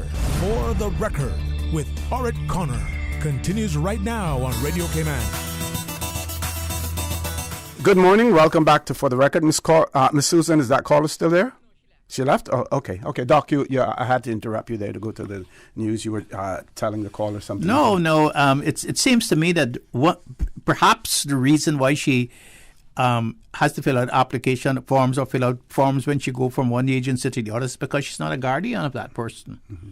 And unless you're a guardian of that person and that is registered somewhere, in the general registry or in the government that she's recognized as a guardian, she's probably has to fill out these forms because you can't actually represent some people unless you have some right to do so under some law. But they should tell her that. They should Yes. tell her that. Then, So that's it then. Okay. So let me see. Okay, here's one of the messages that we received. Says, good morning. It seems the opposition has more voice now than they did in the first 3 years when they were in government, but suddenly criticizing this one.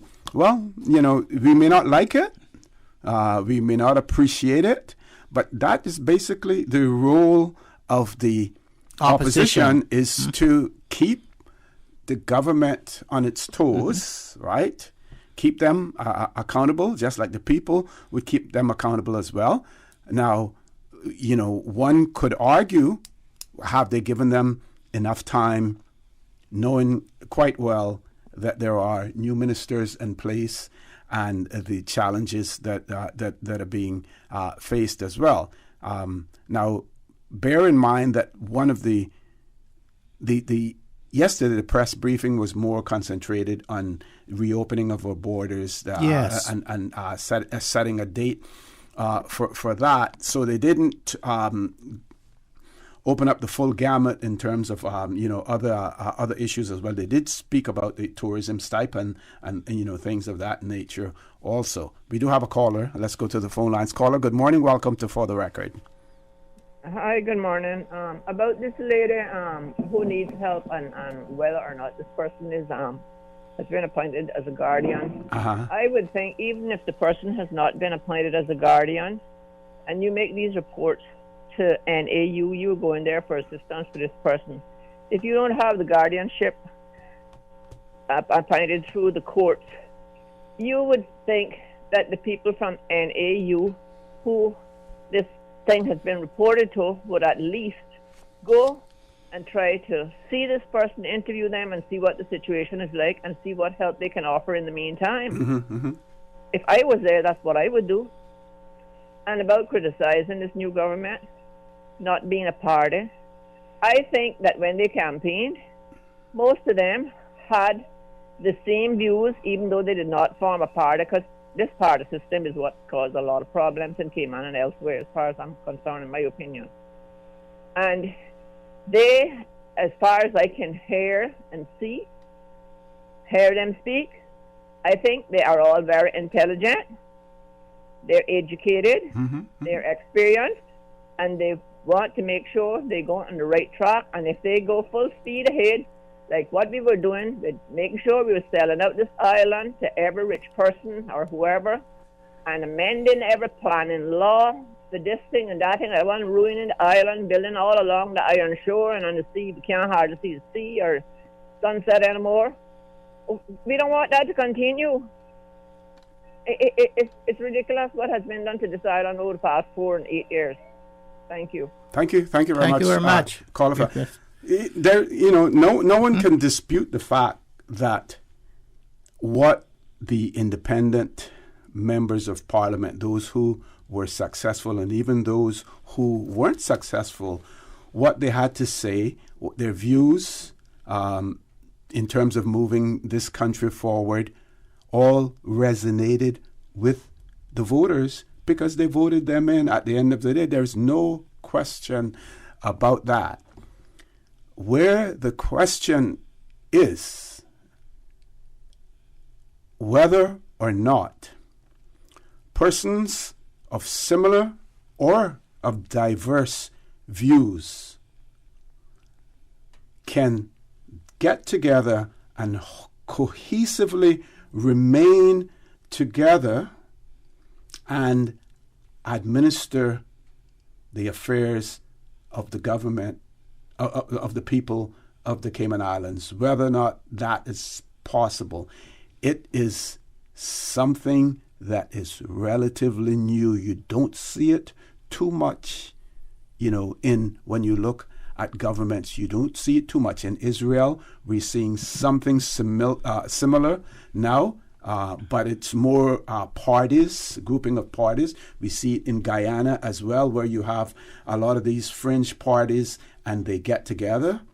But in our case, we have individuals. So it's an experiment in progress. People will look and say, oh, but we had it in the 1960s and, in the 50s when we had Mr. Bill Farrington and when we had Mr. Ormond Panton and all of those that we had it then. Even in the 70s, 80s, and 90s, we have it, folks. We are in the 21st century. The affairs of government are much, much more complex. And we're not just talking about our insular position. We're talking about our position on the international scene as well. Doc, over to you. Yes, and I think the caller is right when she says that the people who are elected are very intelligent and educated. That's fine. We know that, and we appreciate that. I think what the problem is that the electorate, the people in the average person in the country, had expected them to come out. What's the phrase you said? Hit the road running. Hit the road running, and I think the public did not understand that it's going to take some time for them to coordinate their efforts to bring all their ideas together under one in one, not on one piece of paper, but in one docket, and then bring that to the people. And expose that to the people who they are serving. So I agree that the government should not open up the country until when the country is ready to be open. And I don't think there should be taking pressure from anybody just to open up the country because someone wants to make $1 or wants to make the 50 cents. Although people say they are hurting, restaurants are now pressuring, saying that they are hurting. Hotels are saying that they should be open.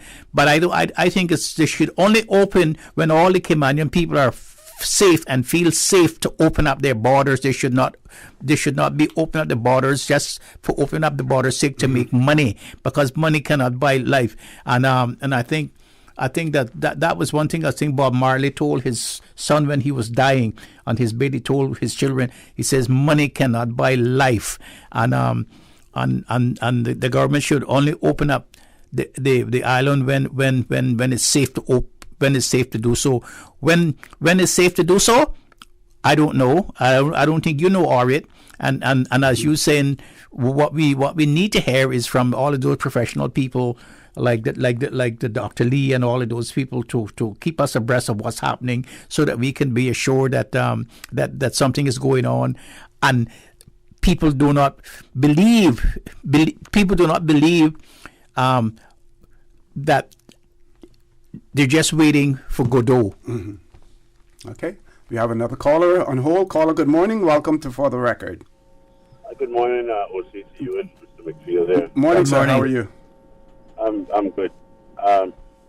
We're talking about opening the borders, and obviously it's a extraordinary amount of pressure on the government. Don't care which government it is, or that would be in power. It would be a major task at hand. But one thing that gets me is that we're talking about opening the borders. I'm glad that the current government did their drive for the vaccine, which yielded a number of participants. Yep, and we have more coming. We have more coming. Program starting again on the 17th. Yeah, and the good news is that we're now approved, I believe, for the 12 to 15 persons, young persons to get vaccinated as well. That too will boost the herd immunity. But what amazes me is we have some people who I deem intelligent that is standing up there to find that they are not going to take the vaccine because they don't believe in vaccines yet. When they're little, when they were small, they got and they had no choice. You wasn't going to tell them more people you wasn't going to get your vaccination for measles or whatever, smallpox or whatever. You took it. Did it kill them then? No. So you're going to tell me that after over 1 billion doses of vaccines has been throughout the world, and you're going to tell me that we're that unfortunate that we're going to lose the lives because of it down here? People need to understand. The phrase "you can't have your cake and eat it too." It's just that you can't have something and if you eat it. But for the government to move towards a reopening of the borders, anybody's going to want to come here and quarantine for 10 days. I wouldn't come here and quarantine for 5, because then you're taking 5 days away from my vacation. Likewise, I'm not going to go to the United States or another destination and quarantine for 5 days, or definitely not for 10. So what needs to happen is people got to come out and in droves and take the vaccine, that we can be up around 90% vaccinated, and that would be more than herd immunity, but you just can't. People expect everything from a government, but they're not. They're not prepared to do their part. Yes, exactly. You got to do your part. If you're expecting, the government to do their part, you got to do your part as well. Yep. Okay, so anyway, that's my contribution. Thank you very much. Always very positive and relevant contributions. Three callers queued up, so we're going to try to go through them as quickly as possible. Next caller, good. We take the break first, Miss Susan, and then we're going to take all of those calls. Please stay tuned for the record. We'll be back shortly. Did you know that defective airbags can cause serious injury or even death if not repaired immediately? Right now, millions of vehicles around the world are under recall for faulty Takata airbags, and yours could be one of them. At Vant Motors, our priority is to make sure the Toyota or Ford you drive is safe. So we are offering customers a free, fast, and easy airbag swap out if your vehicle was manufactured in 2016 or earlier. Find out if you need to have new airbags installed by emailing your Ford or Toyota vehicle's VIN or vehicle identification number to service@vantmotors.com, or stop by Vamp's Service Center or call us at 949-2245. Don't risk it. Get the airbags in your Toyota or Ford checked for free at Vant Motors on Walkers Road.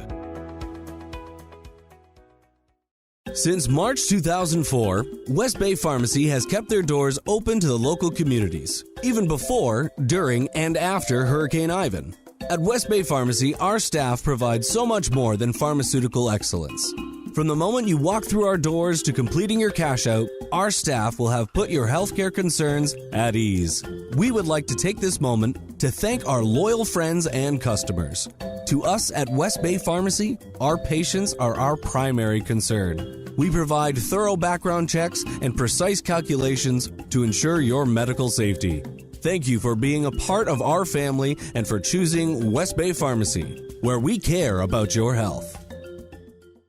When I was growing up in Cayman, Sundays was always a big day for our family. Everyone would go to Granny's house for Sunday dinner after church. Even today, I can still smell the aroma of all the delicious food we used to eat, especially the hot, fresh baked bread smothered in butter, topped off with our favorite pan cheese. These days, I don't have enough time to cook and bake, but I do my best to carry on the Sunday tradition of family meals, and being able to get hot, fresh bread with no preservatives or additives from Caribbean Bakery is a big help for me. Shh, don't tell them, they still think I baked it. Caribbean Bakery, now delivering every Sunday to McGrath's grocery store in Eastern Avenue and Marina Drive. Caribbean Bakery, made Cayman fresh. As the community continues to take precautions from COVID-19, it is important to stay prepared for other disasters now that we're in the hurricane season. Here are some post-hurricane safety tips from the Department of Environmental Health. Did you know you must ensure all utensils are washed with detergent and rinsed with hot water if they make contact with flood water? For full guidance on post-hurricane safety tips, visit www.dehec.gov For the record, with Ort Connor. Initiating system. For information that matters. For the record, with Ort Connor. Continues right now on Radio Cayman.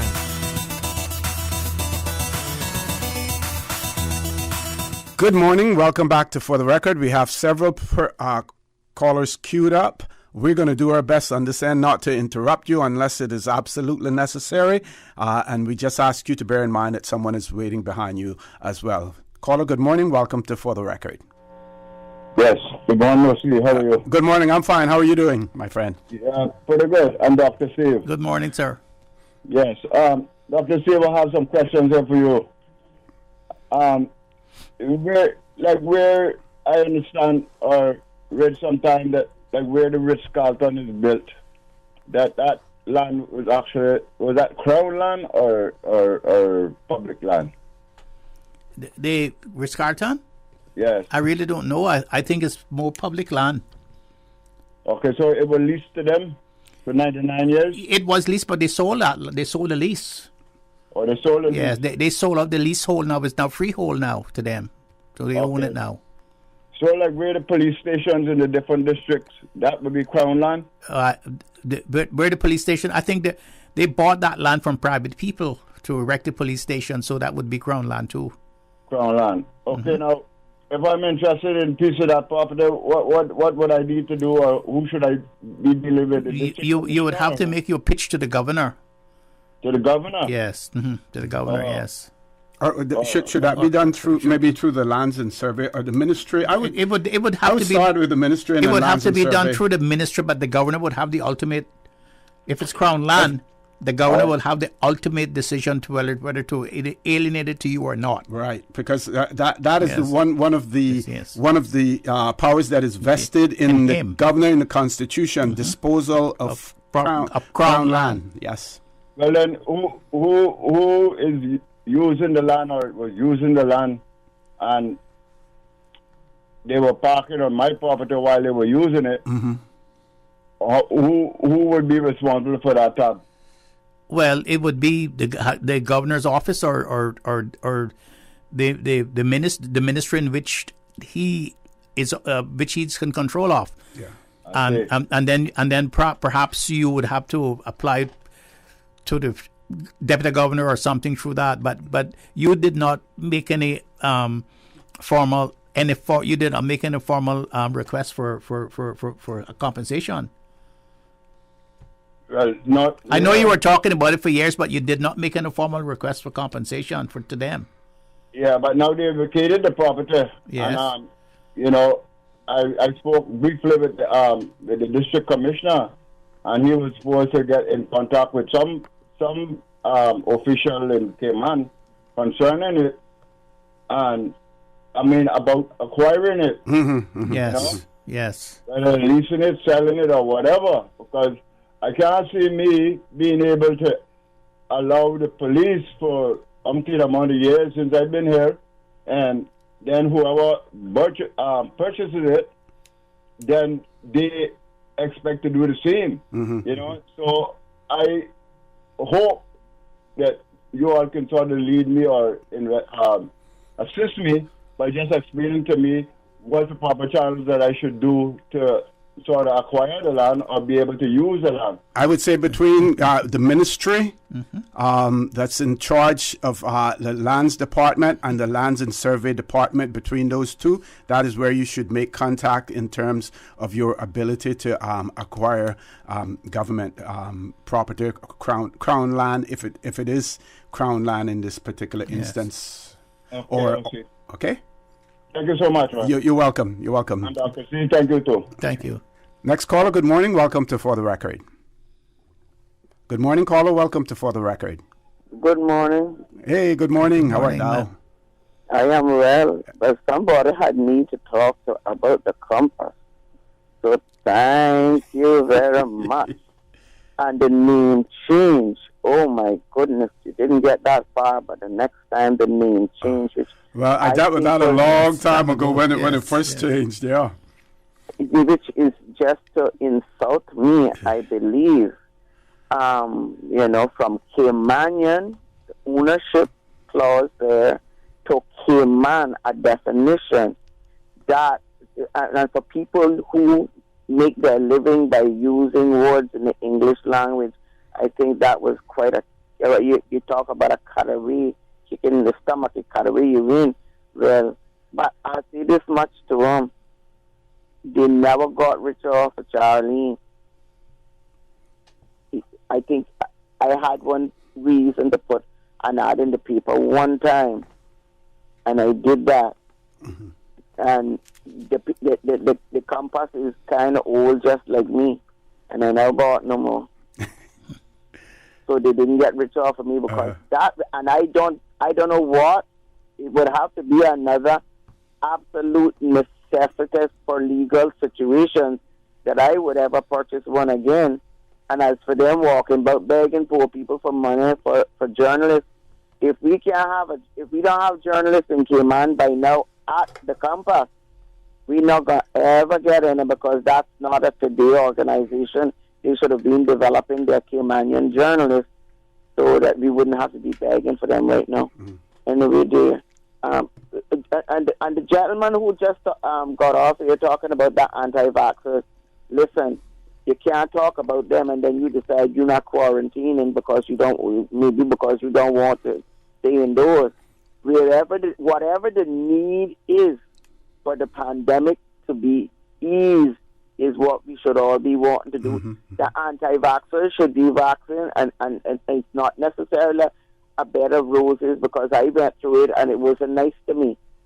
But people who need to quarantine simply need to quarantine. That's your part. So don't jump all over the place on the anti-vaxxers and then you decide that you're not quarantining anywhere. That's not right. Anyway, have a nice day, gentlemen. You too, my dear. Yeah. Take care. We still have another caller on hold, Ms. Susan. Caller, good morning. Welcome to For the Record. Good morning, Mr. Connor, and good morning, Mr. Good morning. Haven't heard your voice in a while. Yes. My apologies, Dr. Maxfield. Good morning, sir. How are you? I'm pretty good. I was just listening in, obviously, and obviously the topics have changed. But the reason I called in was because I heard the gentleman talking about anti-vaxxers. But I just want to lend a little bit of balance to that conversation, because it's unfortunate that we have people who believe that persons who choose not to take the vaccine is anti-vaxxers. Mm-hmm. I will say this, and I will say this very clearly. I encourage anyone who feels like the vaccine is the best thing for them and their families to go out and take it, especially if the government have it available. Take advantage of it, because one day it'll never be for free. And what I would say to that is that, you see, we all know that no medicine is exact science, and we know that the first thing the doctor asks you when you go into his office and he's about to administer treatment, the first thing he asks you is that, are you allergic to anything? Mm-hmm. Okay? Now, if we're going to assume the whole world is not allergic to the vaccine, then we must have some sort of science or some sort of research to determine that no one would be adversely affected by the vaccine. Now, I heard him make a comment about over 1 billion people have been vaccinated, but he didn't finish that by saying, and none of them had been adversely affected or have died from it, because I can assure you that there is scientific, factual data that said some people have died. Not a lot, but remember now, ladies and gentlemen, we must understand that the Cayman Islands is a small, close-knit community, and where 2,000 or 3,000 out of 1 billion globally may not be a significant number, but one single family member on this island is significant to all of us. And we must be very careful and balanced how we perpetuate information, making people feel as if they're doing the wrong thing by not being vaccinated. My doctor told me with very clear terms, he said, because you're a very allergic person, this vaccine may not be the best thing for you. You may be fixing one thing, Mario, and causing 9 other things that you might not have any control over. And I said, well, maybe this vaccine isn't for me. And my son and my daughter have very similar allergies reactions. So I take the position not because I'm an anti-vaxxer. I take the position because it will adversely affect our health and there is a 50-50 chance, and that's not a chance I'm willing to take. But you're doing all of the other things that will, taking all of the other necessary precautions as well. Exactly, and if I have to, and Mr. Connor, what I've realized the trend is now, people are not taking the vaccine because they want to prevent getting coronavirus. They want to take the vaccine to travel. Yep. And I think that's been the misconception. I don't mind taking my test before I travel, taking my test after I travel, doing my quarantine, and coming out knowing that I am not going to affect anyone with it because I don't have it. You can't affect someone with something you don't have. And last thing I'll say is that if we put so much confidence, and I want Mr. McLaughlin to understand that this vaccine isn't like the polio vaccine, which was properly researched. This vaccine was given an emergency approval, and it is not approved by the FDA, and no one could be held liable for whatever effects it gives you. That's the significant difference. And I will just end by just simply saying, look, I agree with how we handling being very precautious on opening borders, because like Mr. Maxfield mentioned earlier, that there's no dollar value you can put on a human life, and we must put life as priority. And I know that there's a lot of restaurant owners and a lot of people who work in the tourism industry who is not very likening towards the position of being cautious. But we must understand, it's like Hurricane Ivan. If we had known that hurricane would have affected us the way it did, I think a lot of us would have evacuated to make sure that we were safe to come back to rebuild. So Caller, at what point do you think then we're safe? Well, the thing with it is, Mr. Connor, is that this is not something that is some sort of rule book. It's something that we have to grow and we have to learn, and we have to understand that there are different organizations around the world that we depend on for information. World Health Organization, and unfortunately the CDC, which is North America. But we need to be paying attention to the European markets and how they operate. Every market we need to pay attention to. We need to make sure that the science that we're introducing to our country is the best possible science available, and that we're not accepting or allowing things to be manipulated by dollars and cents. And I think that if we keep assuming that if we vaccinate everybody in Cayman, then we're safe. Listen, the vaccine does not prevent you from getting coronavirus. Exactly, yeah. So we need to be very, very careful what we're doing here, because if you're convincing me that I must take a vaccine which doesn't prevent me from getting the virus, that the reason why I'm taking the vaccine, then somebody can take you to task.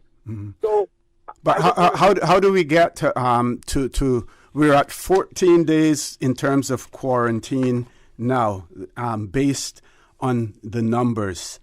Do you feel that at some point in time we should be considering reducing that quarantine period? Well, here is something that I read in the New York Journal, and I thought it was a very interesting article, and one of the journalists basically laid out, and it was an opinion that I had shared a couple of weeks ago. He said, if people are confident in the vaccine that is being produced by the three major companies, J&J, Moderna, and Pfizer, and then you have AstraZeneca, which is number 4. But what they're saying, what the article basically outlined, is that he said, listen, if people are confident in taking the vaccine produced by these companies, then obviously if these companies produce test kits that can identify a lot quicker that you don't have the virus, and that you go back after a 3 to 4 day period and they see that it's not mutating, and obviously you take the test again, they're saying that then that test result should be accepted as the vaccine, meaning that you are now undoubtedly do not have the virus, which means you can't spread it. And then obviously, if you're amongst vaccinated people who they think can't ever get it, you're still at risk. Yeah. So it's tricky. It's really tricky. But I think that if we put confidence in the vaccine built by Pfizer, we should put confidence in the test built by Pfizer, and be safe and be able to safely, start to, make some changes in our economy. At least I hope so. Okay. Thank you very much, caller, for that. Ms. Susan, if you have other callers on hold, we have to take a break first. So, folks, please stay tuned. For the record, we'll be back shortly. When I was growing up in Cayman, Sundays was always a big day for our family. Everyone would go to Granny's house for Sunday dinner after church. Even today, I can still smell the aroma of all the delicious food we used to eat. especially the hot, fresh baked bread smothered in butter, topped off with our favorite pan cheese. These days, I don't have enough time to cook and bake, but I do my best to carry on the Sunday tradition of family meals, and being able to get hot, fresh bread with no preservatives or additives from Caribbean Bakery is a big help for me. Shh, don't tell them, they still think I baked it. Caribbean Bakery, now delivering every Sunday to McGrath's grocery store in Eastern Avenue and Marina Drive. Caribbean Bakery, made Cayman fresh. Health City is now open at Camana Bay, offering a wide range of specialties at our state-of-the-art Camana Bay Clinic. We are here to help you save time and feel better. We are open weekdays, weekends, and evenings for your convenience and are dedicated to reducing your wait time while improving your health. Friendly staff, expert care, lab services, and diagnostics in one convenient location from the hospital you know and trust. Health City at Camana Bay, within your reach. Did you know that defective airbags can cause serious injury or even death if not repaired immediately? Right now, millions of vehicles around the world are under recall for faulty Takata airbags, and yours could be one of them. At Vant Motors, our priority is to make sure the Toyota or Ford you drive is safe. So we are offering customers a free, fast, and easy airbag swap out if your vehicle was manufactured in 2016 or earlier. Find out if you need to have new airbags installed by emailing your Ford or Toyota vehicle's VIN or vehicle identification number to service@vantmotors.com or stop by Vamp's Service Center or call us at 949-2245. Don't risk it. Get the airbags in your Toyota or Ford checked for free at Vant Motors on Walkers Road.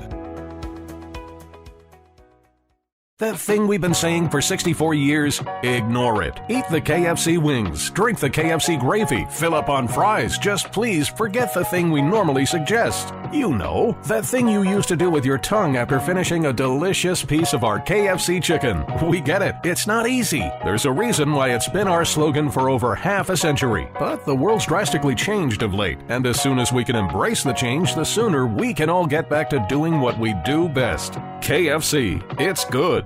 For the record, with Ort Connor. Initiating system. For information that matters. For the record, with Ort Connor. Continues right now on Radio Cayman. Good morning and welcome back to For the Record. We still have a caller on hold, Ms. Susan. Caller, good morning. Welcome to For the Record. Hey, good morning again, O.C. Good morning again, sir. To you and Doctor. I really called back the second time, but I had to seek some clarity on my previous call. Well, as it relates to your last caller, I believe it would be foolhardy if your physician tells you not to do something to go and do it. So I won't comment no further on that. He has his views. I surely has mine.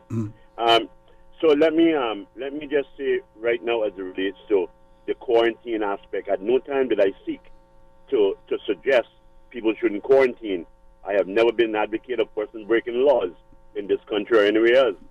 What I'm simply saying is that I refuse to go on a vacation where I have to come back and quarantine for X amount of days. I'd like to see it whereby we are able to travel freely. That was the whole suggestion that I made. Okay. I was able to go to the New Miami, and I came back. Didn't have the quarantine. I've been over there a couple of weeks ago.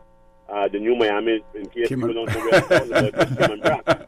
So I was quite content to get my airborne feet again for that 18-minute ride over. Mm-hmm. So I at no stage did I ever suggest, nor will I ever suggest, that people break any laws as it relates to quarantine, because that's a very, very serious thing to do. I have been an advocate of law and order all of my life. So I seek to clarify that point because one of your callers did allude to the fact that I should not be basically advocating in that direction. Okay. No, I am not, and that was never, ever the intent. Thank you very much, O.C. Thank you very much as well for that. One of our listeners has written in and said that while the opposition has a job to do, I recall the last opposition being fairly quiet and supportive of the government regarding COVID-19. This is a serious health crisis which can become more dangerous if we politicize it. Reopening should not be used to try to score cheap points, cheap political points, when only 8 weeks ago the PPM Alliance were chanting lives before profits, and dead customers don't make good customers. Let us take the experience this week of St. Kitts as a teachable moment and a cautionary tale for Cayman. Our government, opposition, and people need to stand together if we are to beat COVID. And I don't want to sound like I'm defending the opposition in any way. I would just encourage people to read the press, the contents of the press release and the press briefing that took place, because basically part of what they were saying is that we're starting to reach the numbers now in terms of where herd immunity is supposed to be. And since we're approaching that number, they're not saying immediate opening, they're saying September. The first part of September, they're saying for it to be open. Well, they have said September the 1st. Yes, yeah. And they're saying that since we're between 70 and 80% now vaccinated, that we should set the date for September the 1st. But I do not agree with that we should set a definite date September the 1st. I think we should set a date when we have come to the conclusion that it is safe for all the people in the Cayman Islands to go about their business with people coming in. Yeah. That's what I think. I think our health is first and foremost, and I think that they, like, I agree what you said. They should ask the experts.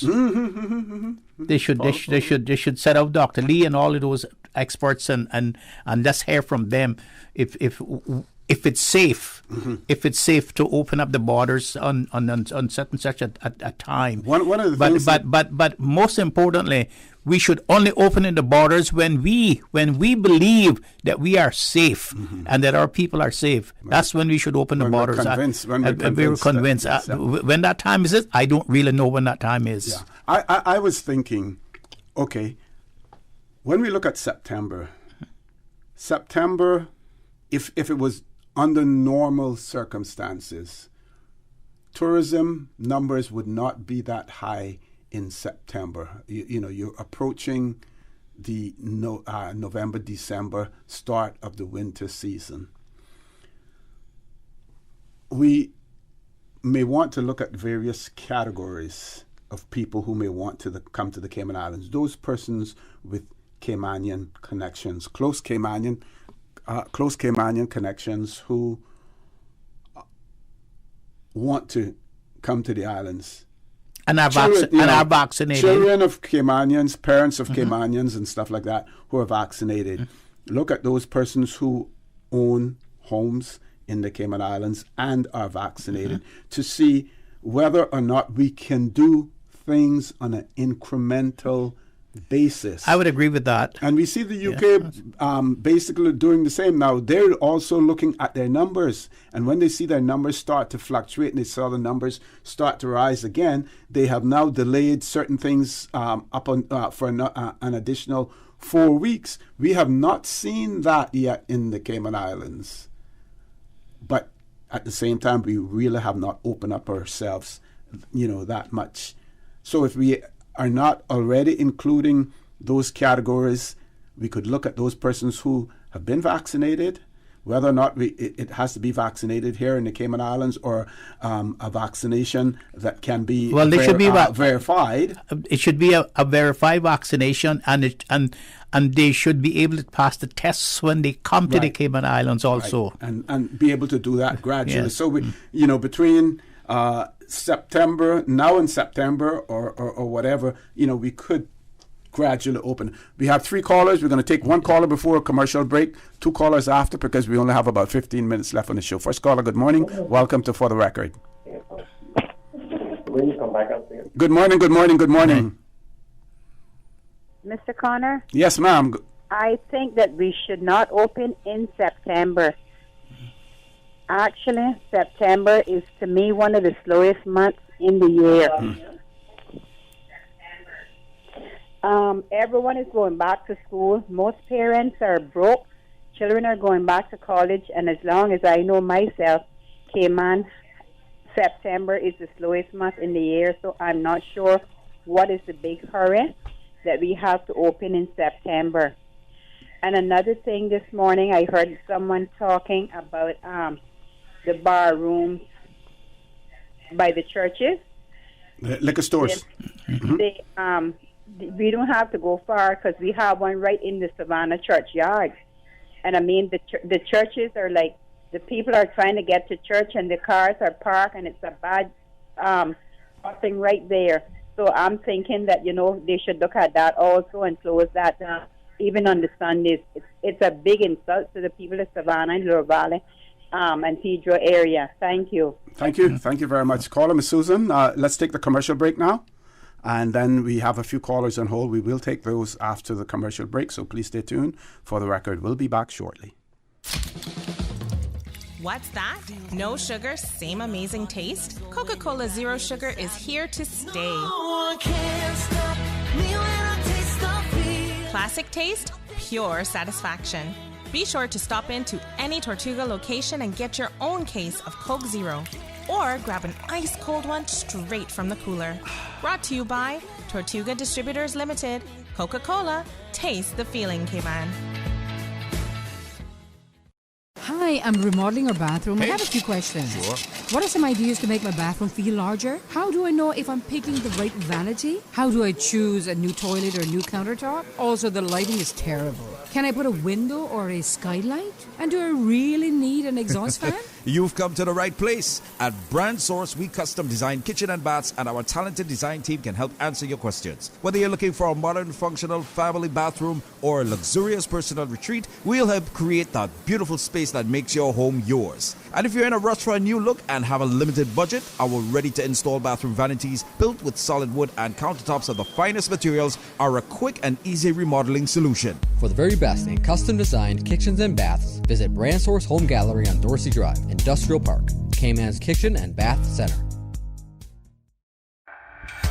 Health City is now open at Camana Bay, offering a wide range of specialties at our state-of-the-art Camana Bay Clinic. We are here to help you save time and feel better. We are open weekdays, weekends, and evenings for your convenience and are dedicated to reducing your wait time while improving your health. Friendly staff, expert care, lab services, and diagnostics in one convenient location from the hospital you know and trust. Health City at Camana Bay, within your reach.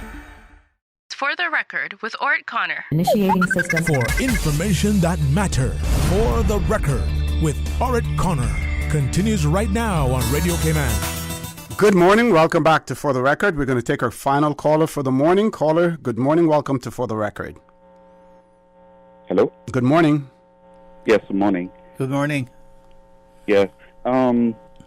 Whilst we're contemplating an opening date for the country, I hope all our resources are not taken up in that particular direction, but also to do some contingency planning for any eventualities that may occur if there is from the opening of community spread. Mm-hmm. The interaction between possible carriers and non-carriers will become even closer. So I hope we spend some time do some what-if planning as well. And as far as opening up in a slow month, I think there could be some benefits there because it gives you an opportunity to understand where your travelers are coming from, the possible, if there's any outbreak, no full-scale outbreak, and the country can handle small outbreaks even better, and even run it as a test project to see when the larger scale visitors start coming, how to handle it. So there could be some benefits in opening up on the slow months. Yep. Thank you. Good point. Very, very, very good point, Doc, that caller makes there. And that is one of the things that the Miss Susan getting an echo. Okay. No. Okay. That is one of the issues that may be that the government has to deal with as well. Now remember that they said that the previous government really left no blueprint for them, no plans in terms of what the way forward would be, and as a result of that, they have to develop those plans as well. I just want to very quickly share with our audience part of the press briefing, because people really, and on here we try to be as balanced as possible, and we don't want anyone to get the impression that the press briefing was just simply about opening up the borders and demanding that it be open, first of September. So part of the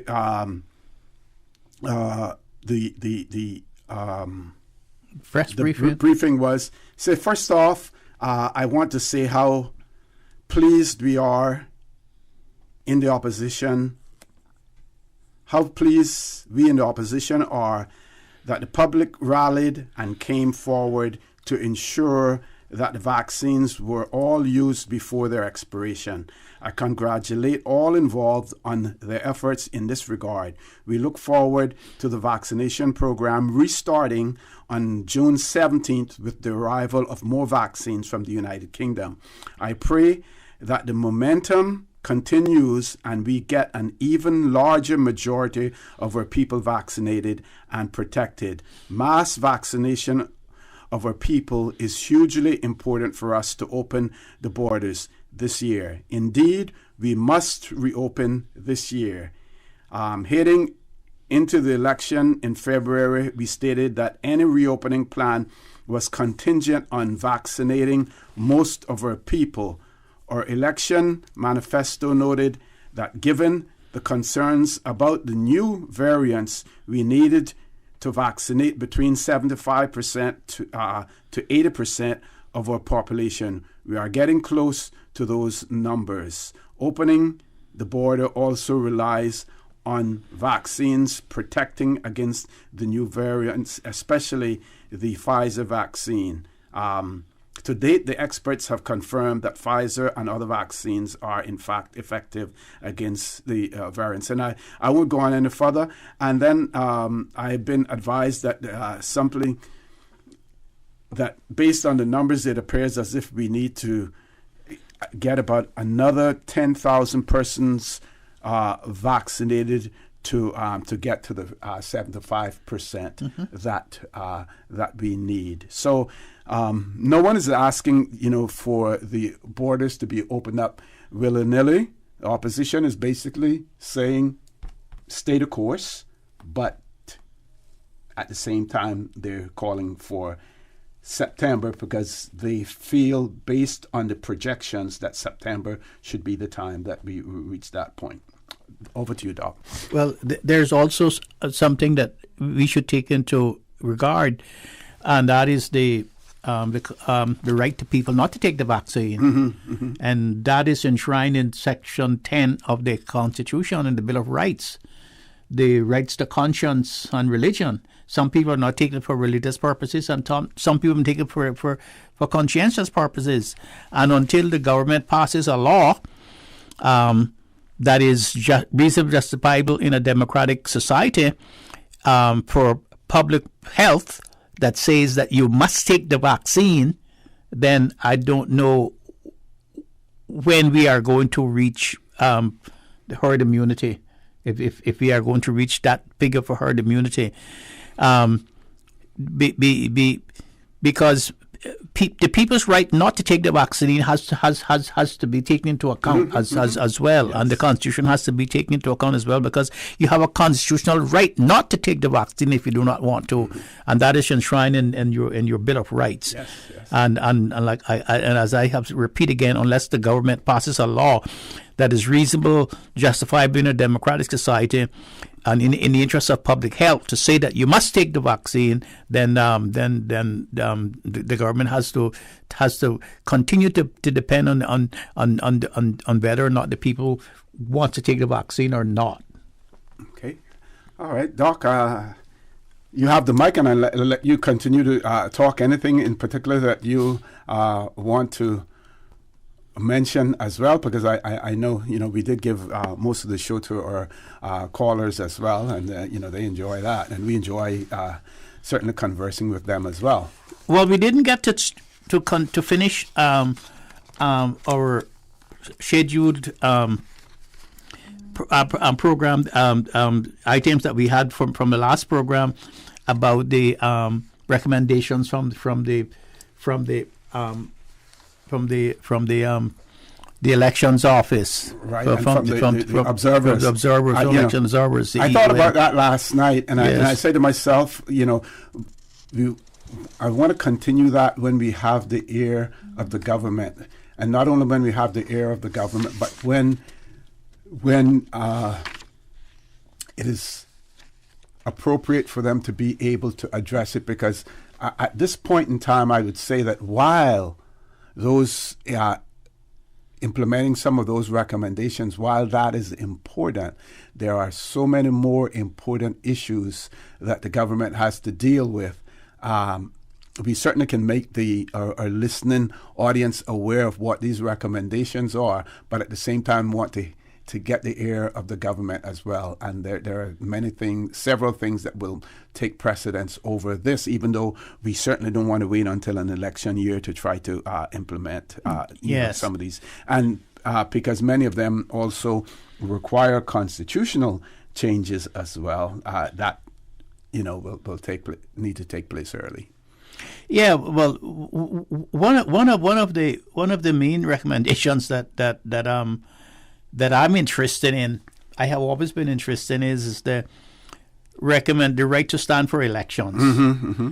And they say, and one of the recommendations say, and the May 2013 recommendation says that reducing the required period of residency of candidates in the Cayman Islands prior to the date of nomination would open up the universal right to stand for elective office to a larger number of otherwise qualified citizens. Mm-hmm. A clear legal definition of his or her own act in relation to other citizenship should bring more clarity for the elections office when deciding on eligibility of candidates, as well as for potential candidates when deciding whether to contest elections. That is the thing. That is one thing that is still hanging fire, because that has not been thoroughly trashed out in Cayman. Although it has been trashed out in other jurisdictions, it has not been trashed out in Cayman. And the reason why it has not been trashed out in Cayman is because we only have a lower court instance of it. You know what we call a first instance decision? First court instance decision of it. But I do not see where we have to have a definition of his or her own act, because that is already well documented in the law of case law from other jurisdictions. So many other jurisdictions has already heard cases on his or her own act in relation to other citizenship, and the law seems to be settled in other jurisdictions on that. All we have to do is to follow those precedents in other jurisdictions. We do not need to reinvent the wheel to go over that again. Unfortunately, we went wrong here when we embarked on that. We didn't adhere to those other positions and precedents in those jurisdictions, and we got it wrong. Okay. But that is settled law now. That if you have a passport of other countries, then you owe allegiance and obedience to that state, and that is a sign that you should not be you cannot stand for election in those jurisdictions. So that is not something that we have to go back and get a definition of, because the definition has always been there. Okay. Just want to say to our listening audience as well that there was a press release that was issued by the government yesterday, and it's headed Premier calls for diversity, equity, and inclusion and government-appointed boards. It's pretty long, but I'll try to share as much of it as possible. It says, as a result of a proposal brought by the Premier, Honorable Wayne Patton, Cabinet will focus on inclusion and diversity when appointing members to national boards, tribunals, commissions, and committees. We must be the change we want to see in the world, Mr. Patton said. A review has shown that the previous and current membership of government-appointed bodies is not equitable in terms of gender representation. After the past year of turmoil, many people may want to simply return to normal, but in this case, we have a tremendous opportunity to create a new normal, one in which women are equally represented at some of the highest levels of decision-making in our islands, he's quoted as saying. The decision is backed by a preliminary review of 69 national boards, tribunals, commissions, and committees by the Policy Coordinating Unit. The Policy Coordination Unit found that out of 446 voting members, excluding ex-official/public servants, 61% are males and 39% are females. Out of 69 boards and tribunal, the commissions and committees, males dominated at the top of government structure. 69% of those who held the role of chairperson were male compared to 31% being female. And it goes on to talk more about the inequity as far as from a gender standpoint is concerned as well. We'll share more of this, and maybe this will be raised at the press briefing at 2 o'clock this afternoon as well. This will be covered more there. If not, the next opportunity, hopefully on Friday, or maybe the government may want to come on Friday after the press briefing to talk some more as well. We'll see. Doc, I want to thank you very much for being here. Folks, I want to thank you for allowing Radio Cayman, and by extension For the Record, into your homes, into your vehicles, as you traverse the busy roads of the Cayman Islands, into your places of work, wherever that may be. I also want to remind you that we are our brothers and our sisters' keepers. There is always someone out there who's less fortunate than we are, and I ask you to extend a helping hand to them. If you can't do that, then I suggest you donate to a worthy charity, because we always want to consider those who need, not necessarily those who want or even those who crave. So I say to you, have a great day. Continue to support your radio station, Radio Cayman. Join Sterling, Dwayne Banks at 12:15 for Talk today. And as usual, we ask the good Lord to bless these three beautiful, wonderful Cayman Islands. For the Record is brought to you by Vamped Motors, the only authorized Ford and Toyota dealership serving the Cayman Islands. Coca-Cola, available across the Cayman Islands from Tortuga Distributors. Accept no substitutes. Taste the feeling with Coca-Cola. Brand Source Home Gallery, inspiring luxury. Caribbean Bakery, made Cayman fresh. Health City, now open at Camana Bay 7 days a week. The Ministry of Commerce, Planning and Infrastructure, and by West Bay Pharmacy, taking care of your health. Today's biggest news. Radio Cayman. Your voice, your choice. Local, regional, international. This is Headlines from Radio Cayman.